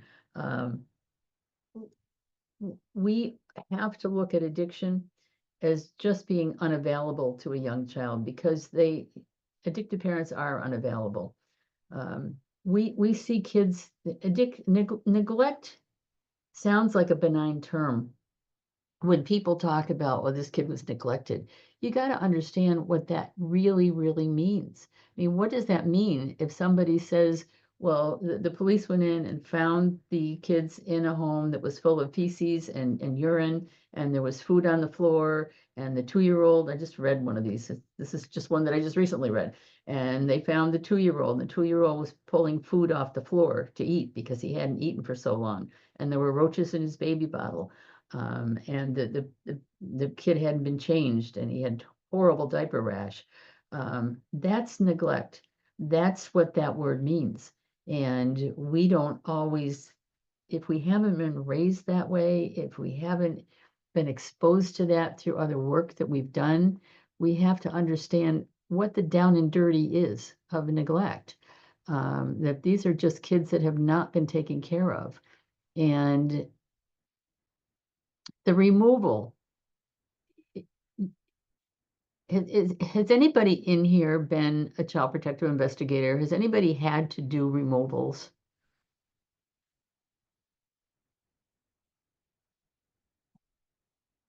I will take that as a no. Kiana, have you had to do that? I haven't been a CPI, but I've met CPIs out there as a case manager on call shifts to remove children. It's very traumatic. I was just gonna say, what has that experience been for you? It's just, it's chaos. Children don't know what's going on. The parents are very, passionate and combative and not wanting, members of the state in their home. It's very fast. I feel like things are not explained thoroughly, even to the children. It's just like grab clothes for a weekend and get in, let's go. I know they have a job to do, but I think CPIs could need to have a little bit more empathy in that situation, especially for the children. I can't imagine someone coming into your, as a child, you just are thrown into some stranger's car and you're taken to an office where you sit for placement to be found, and you don't know when you're going to see your family again or why this is even happening. It's very traumatic. It was heartbreaking. I mean, you have children crying, you have parents screaming. It's a lot. Well, you just summed up any removal I've ever done. Yeah, what you gotta remember, or maybe you don't have to remember, is that CPIs get the way they get because they have to. It's like law enforcement. And I have worked with CPIs who've been in the field and done it for years, and they're tough as nails, and they have to be that way because removal is incredibly traumatic, and it's incredibly traumatic for the person doing it too. And I don't think we recognize that enough, that I just did an adoption competency for one of the CBCs, and it was a Zoom. I didn't know any of these people. I had 15 of them on the Zoom, and we were going through the adoption, and we got into, I think I'm going to show you something in a minute. Let me see if it's the next one coming up. No. Yeah, it's coming. What Kiana just described is everything that happens in a removal. And I had these people for 5 days. I didn't know any of them. But at some point, we got to this point, and we got to show them the video I'm going to show you. And there were 8 of them that had been involved in a traumatic removal many years before. And they all were starting, it was an incredible Zoom moment because they were all trying to make eye contact with each other on the Zoom because they all were talking about the same removal. And it had happened 8 years ago. And at one point, everybody was crying. And it just as Kiana, she described that perfectly. It's chaos, it's sad, it's traumatic. Nobody talks to the kids. They throw the kids in the car. Nobody says a word to them. These poor case managers have been sitting on this for 8 years. And I remember going to the CEO and saying, if you don't do any kind of self-care for these people, you need to do it now, because you can't ignore what happens to case managers. They're dealing with this stuff every day. And a lot of them are young women. A lot of them are young women with children. And you go home and it's just seared into your brain what happened.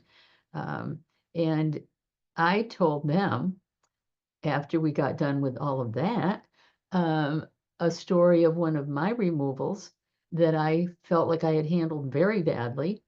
And my son was young at the time, and I wanted to get, it was 8 o'clock at night. I wanted to get home to him. And I remember putting these kids in the car and not saying one thing to them because I was so worn out from trying to get the mother to give me the snowsuit. Because when you live in a cold weather climate, babies have to wear snowsuits. And trying to take it away from her. There were 5 kids. And trying to say, I'm sorry, but I don't want the baby to be cold. And she's crying. Now I'm crying. And I can remember that like it was yesterday, and it was 30 years ago. So if you don't think this is hard, that's why you have the reaction you had, because it's a horrible thing to do. And it's a horrible thing that we do to kids. And we got to do it. We got to get them out of there. But I think we underestimate the effect that it has on the people that are doing it. So, and nobody does talk. Kiana, you're right. People don't talk to the kids. They don't know what they're doing. They don't know what they're getting there. We had, when I was working at Neighbor to Family, the CPI showed up at like 5 o'clock one night. They had 5 kids, and one of them was a baby. And of course, Friday night at 5 o'clock, do you think you're going to find a foster parent for 5 kids? So they're all in there. I was a therapist. I was trying to stay behind to kind of do something with them. And the baby was crying. So I went over to try to pick the baby up out of the playpen. And the 7-year-old crawled under the desk, got the phone, pulled the phone down, and called 911 and said, I don't know who any of these people are, and I don't know where my mother is. So now the police show up. And well, of course they showed up because nobody was paying attention to the kid under the desk with the phone. But what he was saying was true. He didn't know where he was. He didn't know why he was there. So it's a bad scene. And I say that because the entire experience of removal is horrible for kids. But so I'm gonna, this is, a lot of you have seen this little video. It's only 12 minutes long. I'm gonna show it to you because it's the best way I can explain what removal is.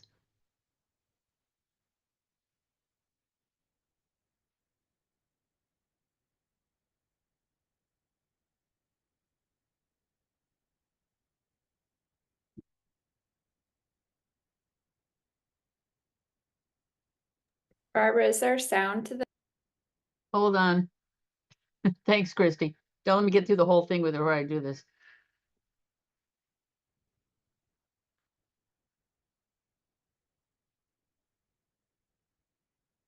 There is sound, and if the sound doesn't come on, we won't watch this.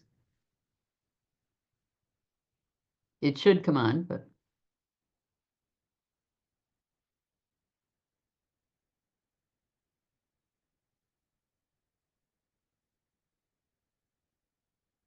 it's just quiet in the beginning.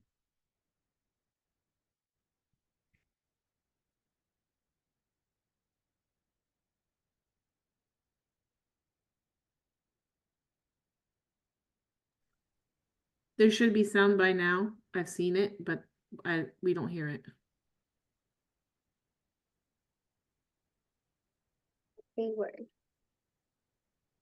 Yeah, if you don't have the sound, that just means that there's something going on with this because the sound is up. So if you want to see that, I'll tell you, it's on YouTube, and it's the best. It's 12 minutes long. It's the best representation you can ever have of a kid getting removed. There's actually 2 of them. There's Removed and Remember My Story. And sometimes when I try to do those on the computer here, they don't work. But it just exemplifies everything Kiana said about this. It's just, it's a horrible situation. It's horrible for the kids. So we have to complete the assessment, and Medicaid doesn't give us that long to do it. But what I always say to the therapist is keep your mind open when you're doing the assessment. Even if you've written it, you've handed it in, and now you're moving on, keep your mind open to anything new that you're going to learn about the assessment phase. And don't rush to the behavioral symptoms. Don't rush to have the foster parent take the kid over for the Ritalin or the Vyvanse or whatever. And don't rush into a trauma narrative. You don't need to do that right away. We have kids sometimes that the therapist will spend a month or 6 weeks before they even get into any of that. Depends on the kid.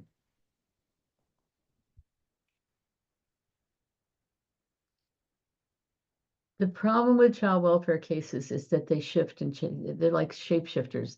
They shift and they change, and you think you know something and you don't know something. So we sometimes have to redo our treatment plan. Say you've got 45 days, you write a treatment plan that has the kid adjusting to their removal, and the whole goal is to help them adjust to removal, and then the judge sends the kids home. Well, now you have a treatment plan that doesn't match anything, so now you have to do a treatment plan review to say now you have to help the kids adjust to the fact that they went back home again. So we have to use this as kind of a living, breathing thing.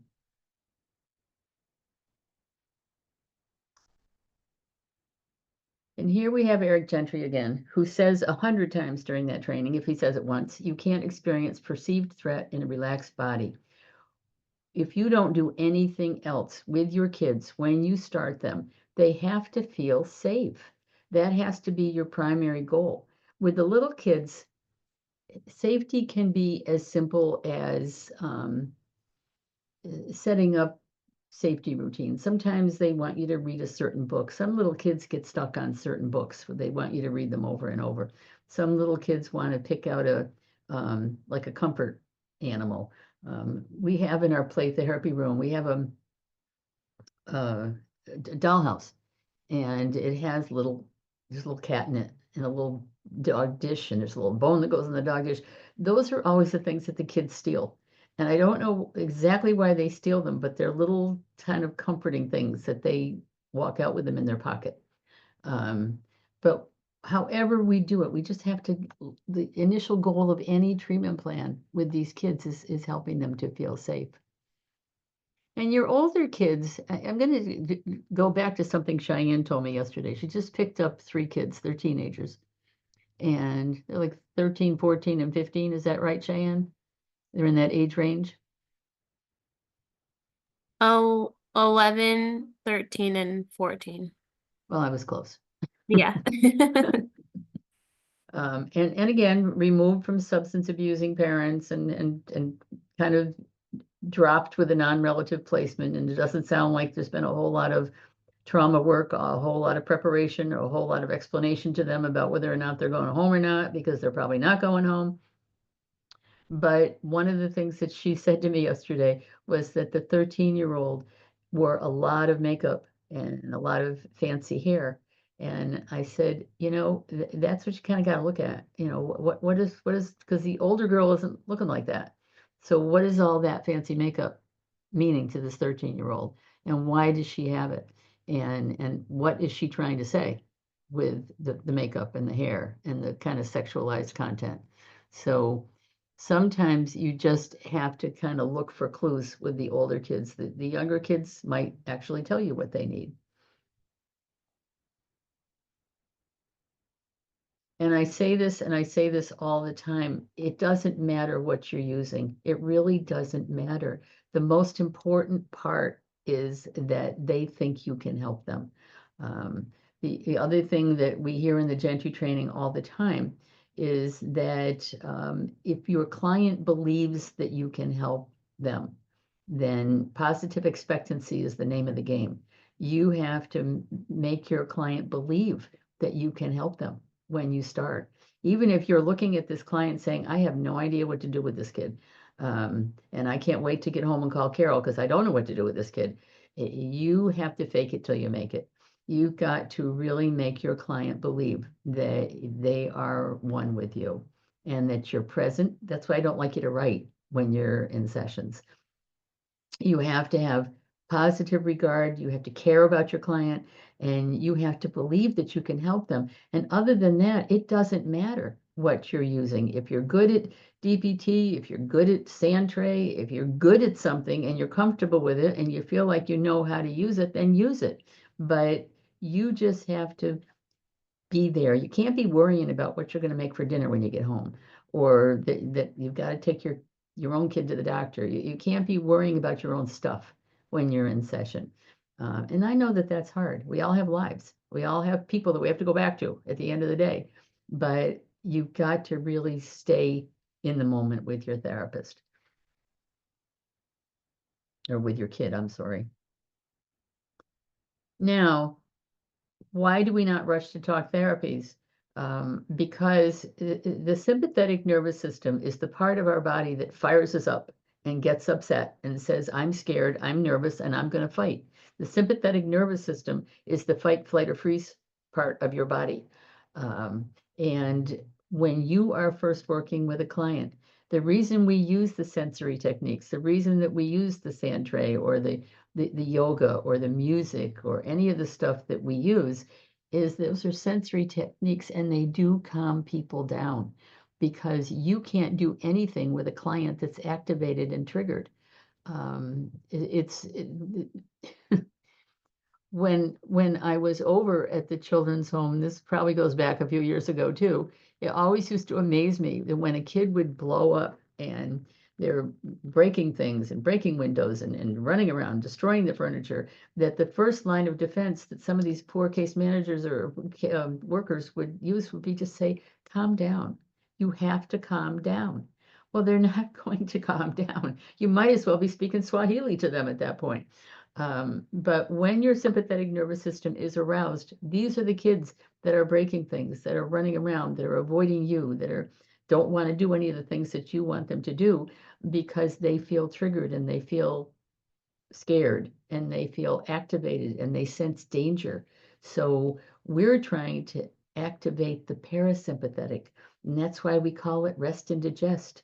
And that's why we do a lot of the things that we do, like Good Night Yoga is a wonderful book on the YouTube channel, and it's narrated by, it's got music and it's narrated by this wonderful voice that talks about the different yoga poses, and we breathe in and we breathe out. And by the time you get done listening to Good Night Yoga, you're so relaxed. It's very relaxing. That's where sand tray, if you're lucky enough to be able to have sand tray, there's something very soothing about running your fingers through that sand. It's very sensory. We had a therapist a long time ago on the West Coast who did a sand tray and wrote a note and said, this didn't work at all. I tried sand tray and it did not work. The child did not calm down. And then we talked to the therapist and we said, what happened here?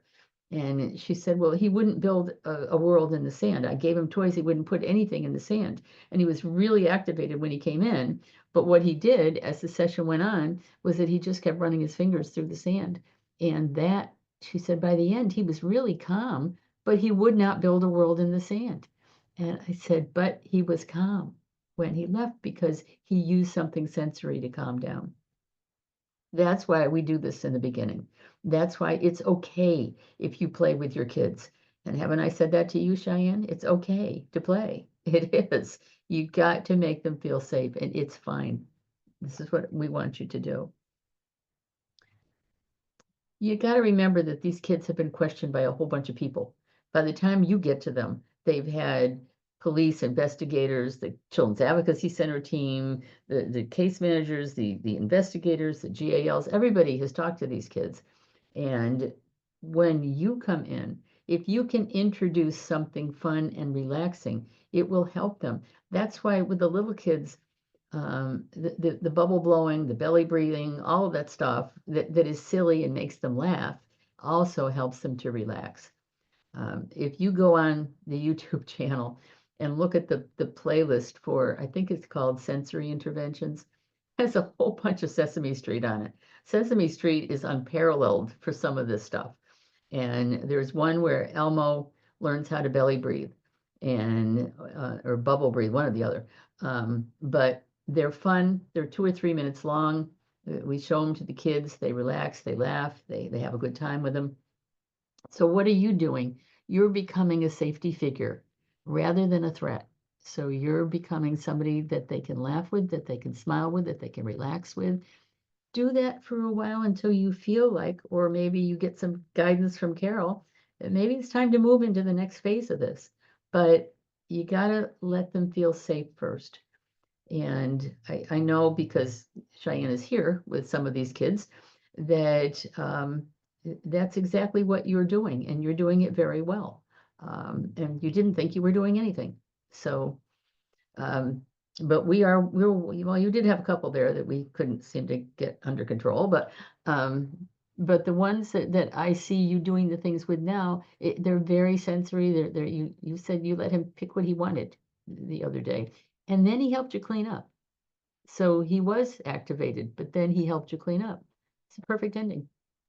Barbara, what about, and I have run into this a couple times with teens, I'm in like second session and they're talking about their trauma like right away. I was in one session where a client was saying they were having difficulty focusing in school. And I asked the question, is there something that you find yourself thinking about a lot in class? And then it's like, bleh. And I didn't mean for that to happen so quickly, but it did. And I, trying to kind of slow them down, but then, it's just a different, right? Dealing with teens, you're going to either get the teen that doesn't talk at all or the teen that kind of just comes out with everything, I find. So how do you kind of back them up? And I do tell them, like, we need to make sure that you're feeling safe, when you're talking about these things. But, I've run into that like 1 or 2 times and it's kind of scary for me, like you said, you have to keep your game face on. I've never seen Christy work, but I have read your notes. And I think it is obviously whoever you're talking to feels comfortable enough to spill that. And it's happened more than once with you. So I think it probably is a tribute to whatever you bring into that session, that you bring a certain openness, you bring a certain sense of self, that they feel safe with you and they spill it. Because you've had more incidents like this, I think, than anybody else. So it's not a bad thing. Take some credit for it. But and you're saying, okay, I want to make sure that you feel safe. So you are kind of trying to pump the brakes on them a little. You're going to have to take some cues from your clients too. I mean, sometimes they're, especially when these kids are older, they may have gone through this before. And it's interesting because with kids that have had more than one therapist, it may be the expectation that they have that the therapist wants to move right into that. And it's probably okay for you to say, let's talk about this, but I want you to feel a little calmer and a little safer than I think you do right now before we go forward with this. We have a lot of kids that have all been conditioned by the child welfare system that all the therapist wants to talk about is something bad. So I would take some cues from your kids. Carol, you work a lot more with Christy. What do you think? Yeah, I agree too. I think Christy presents that presence to them, that it is a safe place to talk and whatever they want to share. And I would just go into the CCT part and just let them talk, because clearly they need to tell somebody what's going on, and you have given them the opportunity to say, I'm here, I'm listening. So I would take that as a kudos to you. What I've also had in similar situations is sometimes the kid so wants things to be resolved and they feel like they're on a time constraint. And if they know that this is not the only time that they get to talk, then they tend to hold back a little more. It's like, hey, you and I are going to meet today. We're going to meet tomorrow again. We're going to meet maybe the next day. If they know they've got time, then they might be more willing to go into it slower. That's a really good point. And that's what I'm saying. A lot of these kids have had the experience where they've had to give it up pretty quick. And there's this expectation that, come on, just tell me what's going on here. But yeah, I agree. And then And you have other situations where the teens might be, talking and telling you everything that they know so that you understand what's happening. But then I've had a situation where a judge has made a decision, and that was my last time I ever saw the child, because they sent him to another state. And so we never know when that's going to happen. So I encourage my clinicians to meet with their clients, like today might be the last day they ever meet with them again, and make sure they leave them with tools that they can use if that happens. Not that you're going to say that to them, but just set them up for success. Yeah, that is one of the problems with child welfare, is that sometimes they do a lot of times they do disappear on us, and we don't know what happened. But um, I probably have seen a lot more of Yo over the 15 years than I have of Christy in the last 2. And I expect you probably both have similar availability in your personalities. So, and it isn't a bad thing, but I agree with what Yo is saying. I think sometimes they just want to get it out because they're afraid that there won't be another opportunity. And it really is, again, it goes back to the whole child welfare system and the way we've kind of conditioned kids to behave. So once we move past the treatment plan stage, we really do have to move into a stage of teaching self-regulation skills. We teach the caregivers. That's why we use the YouTube channel so much. We want the kids to know that they can self-regulate themselves, and it's okay, and this is why they're not doing it. And mostly we want them to know that this can be repaired. I always say that to adoptive parents. I always lead with, we can fix this, because we have to believe that we can fix this. The little boy that Cheyenne is seeing now, I started with the father because she was a little bit late, and so I was meeting with the adoptive dad, and he was telling me all the things that they had done, and I said, you know, you did a really, really good job. If you hadn't done all the things that you tried to do for this little boy in the last year, he wouldn't be where he is now. And she said, or he said to me, we had another therapist and I didn't get any feedback from that therapist. And what he really wanted to know was he doing okay? So I see him every Wednesday morning while Cheyenne, when I walk in, he's sitting out there, and Cheyenne is seeing the child. And I always stop and say, you know, he's doing well because of you. And then he gets a double dose because Cheyenne comes out and says he's doing pretty good because of you. So we try to instill hope, and we always say, we can fix this. We can make this better. We can do this together. So, and the other thing about teaching psychoeducation, and this goes to foster parents, but mostly adoptive parents, they do not have to have a PhD to help these kids. Caregivers can help kids heal. They're the primary agent of change. All they really have to do is be kind and present and supportive. Um, there's a Bruce Perry clip up on YouTube where he talks about the fact that if a caregiver is present and kind and consistent, that child will get better. That does not include 4 initials after your name. It doesn't include a PhD. It's just being kind. And that's kind of the thing that we try to teach our caregivers the most. They think it's rocket science. They think it's something we have to do. It isn't.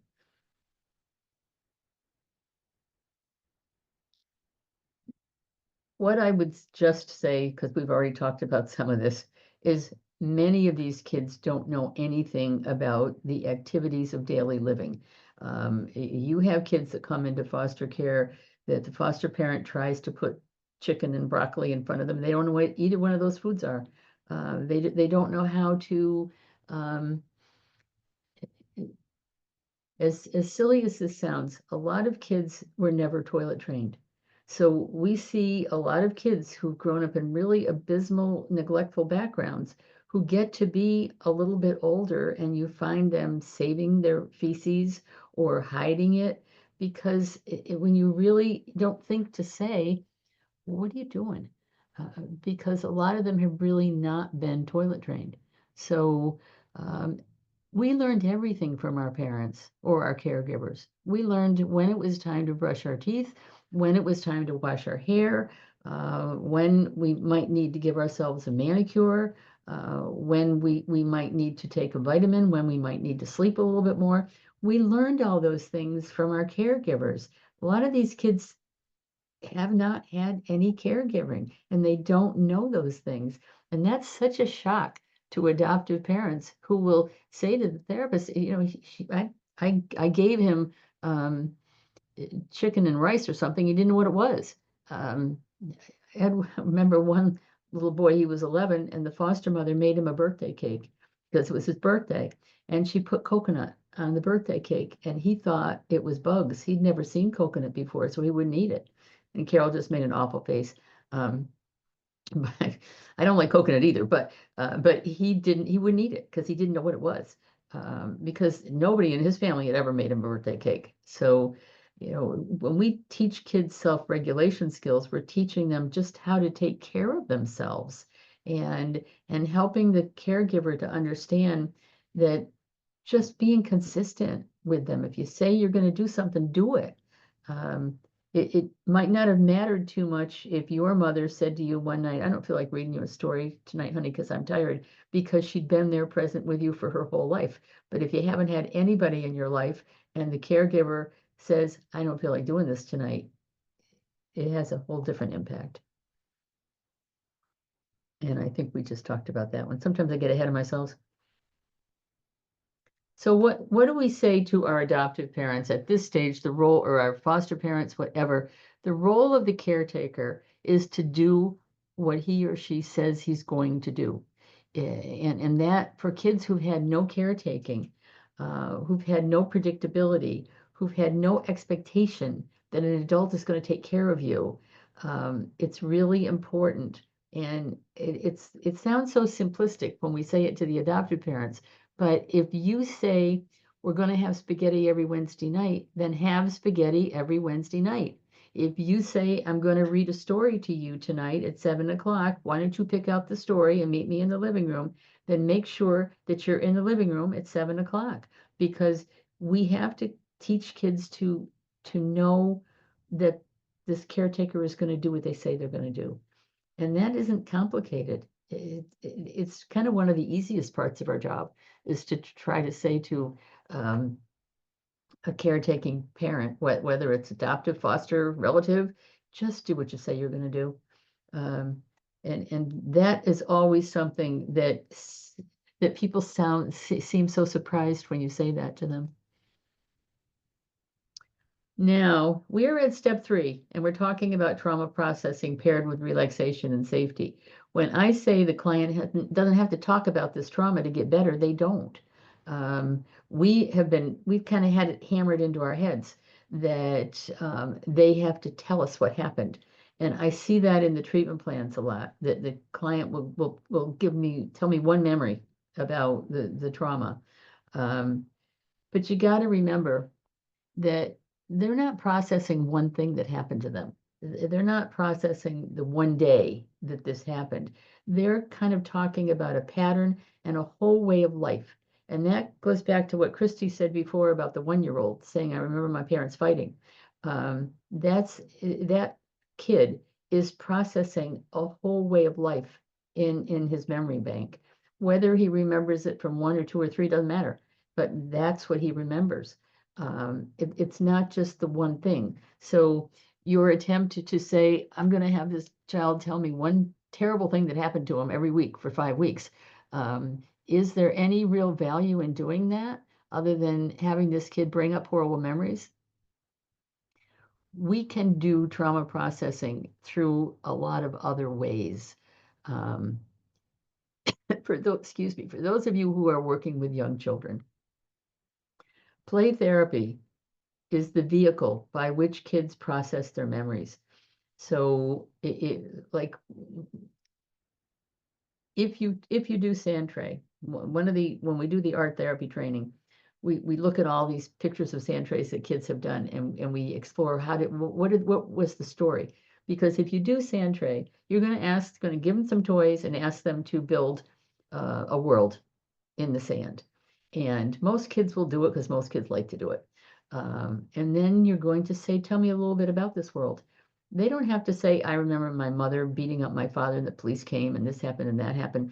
They may tell you a very metaphorical story, but they're exploring that memory in a way that's relaxing to them, in a way that's pleasurable to them. So you're kind of pairing that trauma memory with something pleasurable and relaxing. Carol had, up until a few days ago, a wonderful sand tray room in her office. And you said that people did use it, right? Yes, it was used. And what was your experience with the therapist using it? Well, there was always sand all over. Items were always moved. The clinicians that used it are no longer with us, but I would say 3 of the 4 therapists that came in used it diligently.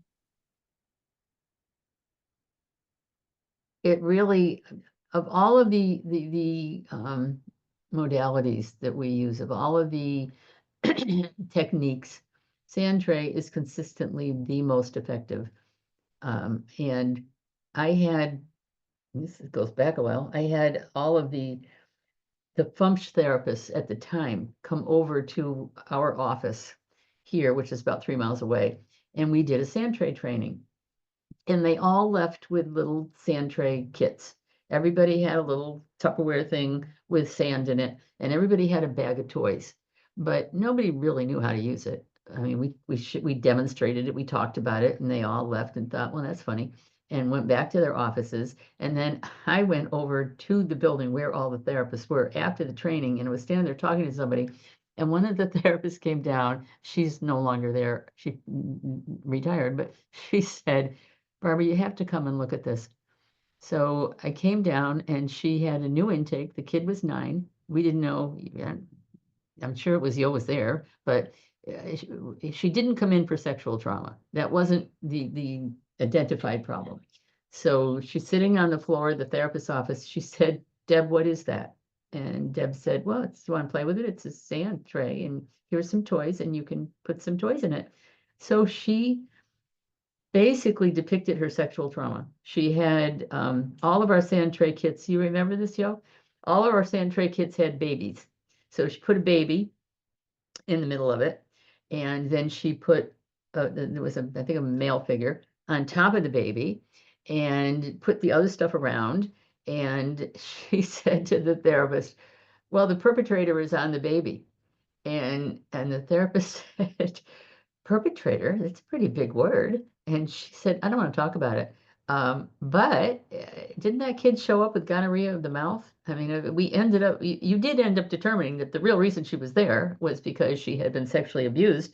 Now, Deb knew nothing about sand tray, didn't know how to use it, didn't guide the kid in any way to use it, and the kid just built it and then said, I don't want to talk about it. So I still have a picture of that sand tray, and I use that in trainings a lot to say, you do not have to be a level 4 sand tray certified technician to do this. Just do it. You don't have to be certified in just about anything to use something that you can use effectively. And that little girl, you could have been weeks trying to figure that out. And that, I think, was the first day she was there. So, but that is just a great example. You do not have to be an expert at any of this stuff, but kids will show you in other ways what happened to them. You don't have to have the formal trauma narrative that we were all beaten up about. And why did we think that was so necessary? For those of us who were around in the 90s, that was the name of the game. You had to get the trauma narrative. You had to get the story. It was like getting what is the Westerns with the gunslingers, and you had to get the notch on your belt. When I was on the sexual abuse team, the sexual abuse team was in the early 90s, and I was the therapist. And these kids would come into the hospital. We would have a one-way mirror, and they would have the policeman and the attorney and the case manager and everybody behind the one-way mirror. And you, as a therapist, had to go in and get this kid to spill her guts in front of all these other people. So, not that she could see them, but I knew they were there. So it was just a really pressured thing. And I remember thinking, why am I doing this? Because it seemed more abusive to the child than anything, because now I'm making this kid, didn't know me, tell the story. But the theory then was that the client could gain mastery over this horrible event if they said it over and over and over again. And I think that ended up with a name, didn't it? Exposure therapy. But it didn't become less powerful. It didn't help the child. It didn't help the child to say to me, I've already told this story to 5 other therapists. I don't need to tell you the story. And the problem with the trauma processing, the way we envisioned it, was that trauma memories are not remembered. Once you get into a trauma memory, you're just reliving it again. And that's why it really didn't help. So that's why we began to develop other techniques to get kids to be able to let go of those memories and still feel safe while they were doing it, and feel that they had some mastery over it. What is it that we always say? It's a pain perfectly felt for something imperfectly remembered. So for my therapist, we use all of these things to try to get at some of this. You do not have to get these kids to tell their story. You have to get them to a point where they feel safe, where they feel they have some mastery over it. And one of you was just telling me yesterday that you were using the pictorial timeline. Now, we have a little video of the pictorial timeline. Amy is in the video, and she demonstrates the pictorial timeline. And it's a great little technique, and kids kind of like to tell the story. Even older kids will tell you their story through the pictorial timeline. But they don't have to sit down and say, you know, Miss Carol, that my father molested me 7 times when I was 6. They don't have to do that. We want them to achieve a sense of safety through what we're doing. And I say see handout because I didn't send you guys the handout. I can send you the handout. There is a difference between dynamic play and toxic play. And if you're doing play therapy techniques, you do have to know the difference. You have to know when the client is showing you what happened, kind of releasing what's happened, or when they're stuck in it. And excuse me, these pictures, which I use all the time, are a dollhouse that we had in the other building that we were in. And this was definitely a kid that was stuck in toxic play. This was a little kid who came in every single week and destroyed the dollhouse, everything was in disarray. These 2 figures were always out on the balcony. The house was always turned upside down. Sometimes he would have figures upside down in a bathtub. It was always a very violent scene. And he wasn't getting better. He was just doing the same thing over and over and over again. And we finally determined that kid was a victim of domestic violence and was just kind of reliving his world. But what we want to know and what we want to see is, in any kind of play, you want to see kids begin to work it out. And they begin to work out what happened through their play. And if they don't work out what happened through their play, and if they're stuck in the bad stuff, then you can kind of get in and say, wow, this looks like a really destroyed house. I wonder what would happen if the police came. And I wonder what would happen if somebody would come in and help clean this up. I wonder what would happen if we could make this better. So if you would be interested, I'll go ahead and send that out, because like I said, I'm looking at this saying, see handout. What handout? Sorry, I didn't even send it to you. I sent it to you, didn't I, Cheyenne, yesterday? I sent it to you. Cheyenne, who probably hasn't looked at the Wait, email. which one are you talking about? Talking about the post-traumatic play. Oh, I maybe I didn't I see did it. send it to you. But it's really helpful to know, because your purpose, if you're going to do play therapy, your kids have to begin to emerge with some adaptive outcomes. They can't always have the baby being destroyed in the play therapy sand tray situation. That you've got to start to begin to see some things happen. We actually do that in our art therapy training. We have a lot of pictures of sand trays that kids did over time, that they started out with really maladaptive things, kids being hurt, babies being hurt, and then eventually their sand trays became calmer and more nurturing, and the baby was being nurtured. That's what you want to see. And finally, we hope we're going to get to termination. We hope that we're going to have the permanency goal not changed at the very end. Like Carol said, you don't want to have a client that you've been seeing for a year, and the next time you come, they've been shipped off to Illinois and you don't know where they are. So, but this is the other thing, the reality of working with child welfare is that we are just supporting these kids on their journey. We don't get to pick this journey. We don't get to pick where they're going. And sometimes we don't like where they're going.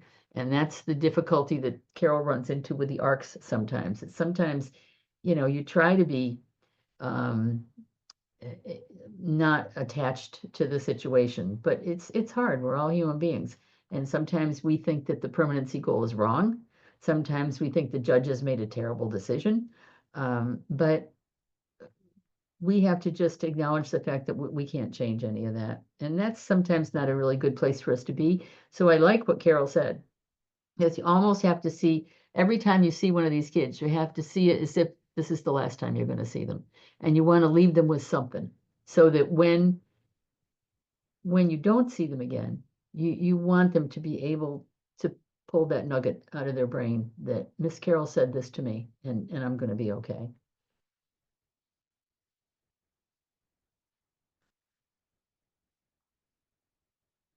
And sometimes the stuff gets really messy and we have to accept that. And there's been a lot of times that we've had to talk therapists off the shelf because something happened right at the end. It's usually a judge making a placement change.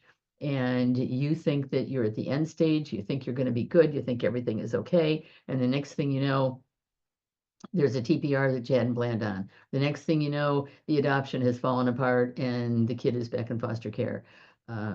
Terminations can be, with our kids, can not always be really neat. We do data analysis every week, and we look at, and data is pretty black and white. So what is our successful termination rate? What is our rate of success for completing a treatment plan?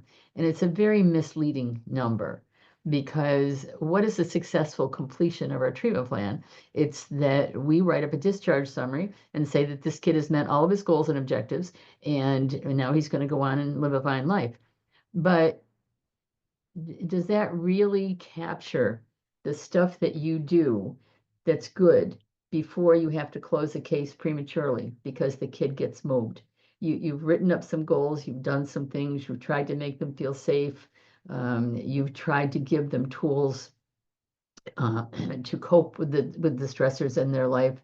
You've tried to help them to understand that whatever happened to them was not their fault and that there are caring adults in this world, and then they get moved and you don't get to close that case successfully. Does that mean that you didn't do anything good? You did a lot of good. And you got to remember that, because you're going to have a lot of cases like that where they get moved, you lose them, you don't know where they are. And we have to really try to say to our therapists, you did a good job, even if you couldn't get to the end of this, because you're working in an imperfect system. So you're going to have to do the best that you can do.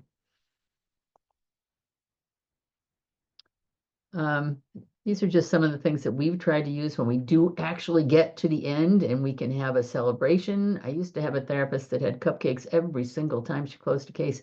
And in our office, and the buttercream frosting made quite a mess, but it was a nice little thing that she did, so we did it. We always also want to try to say to kids, most kids don't come with a therapist. So the fact that we are closing you means that things are doing good. You don't need us we don't need me in your life for the rest of your life.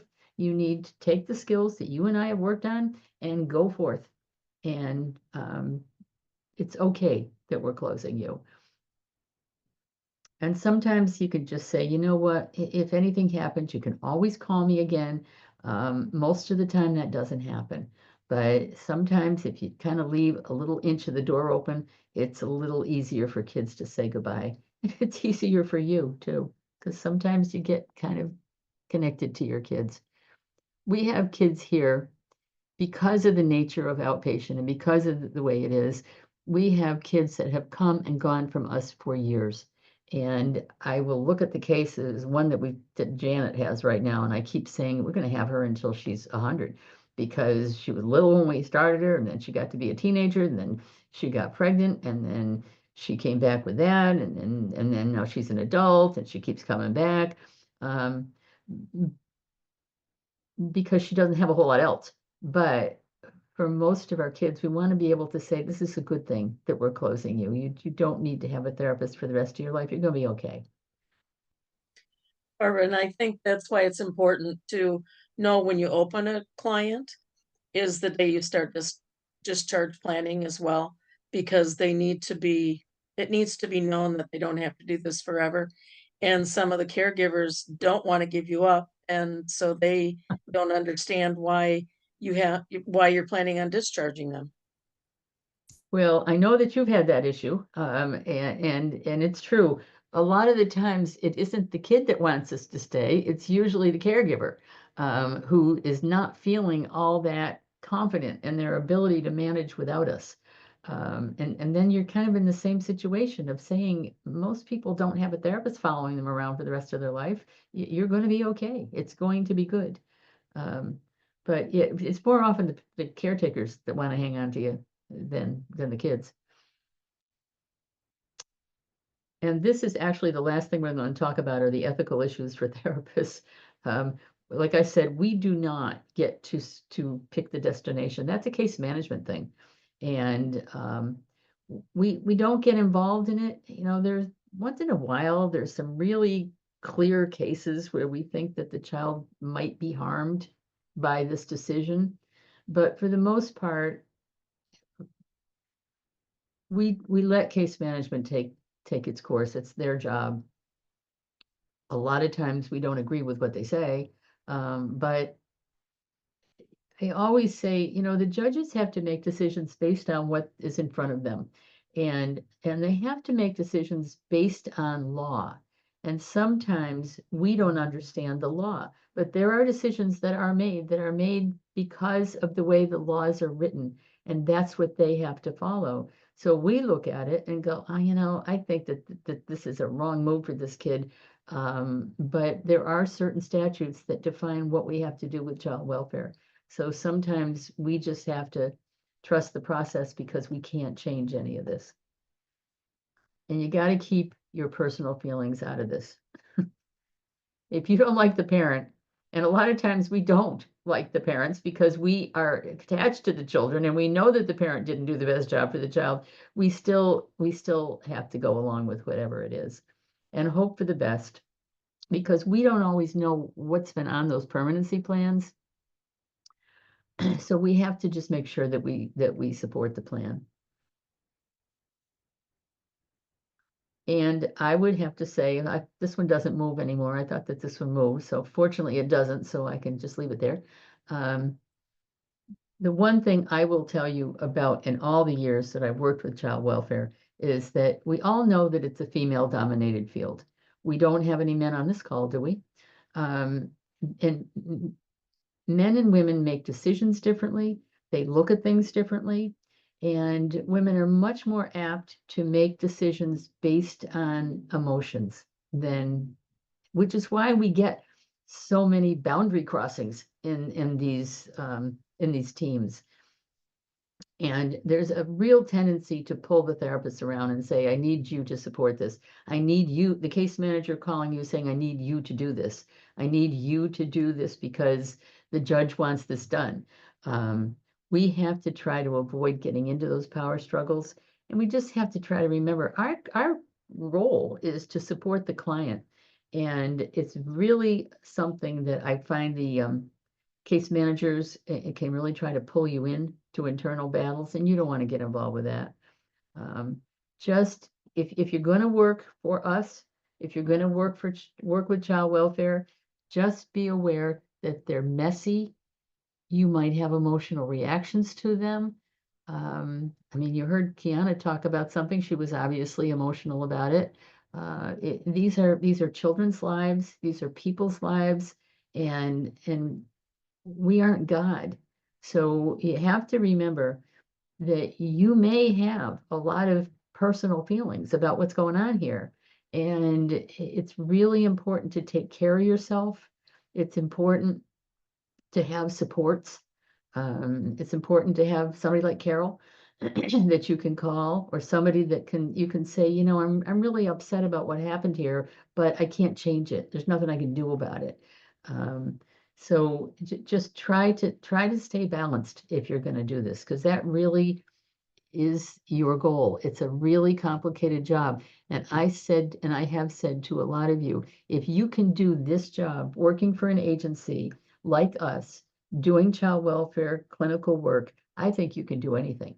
Because I've had other jobs and they're nothing like this.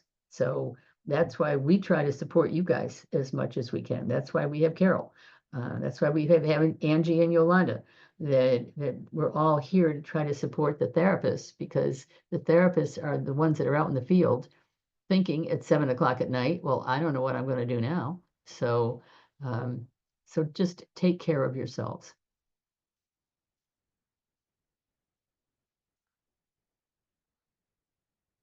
Okay, I wanted to get you guys out of here.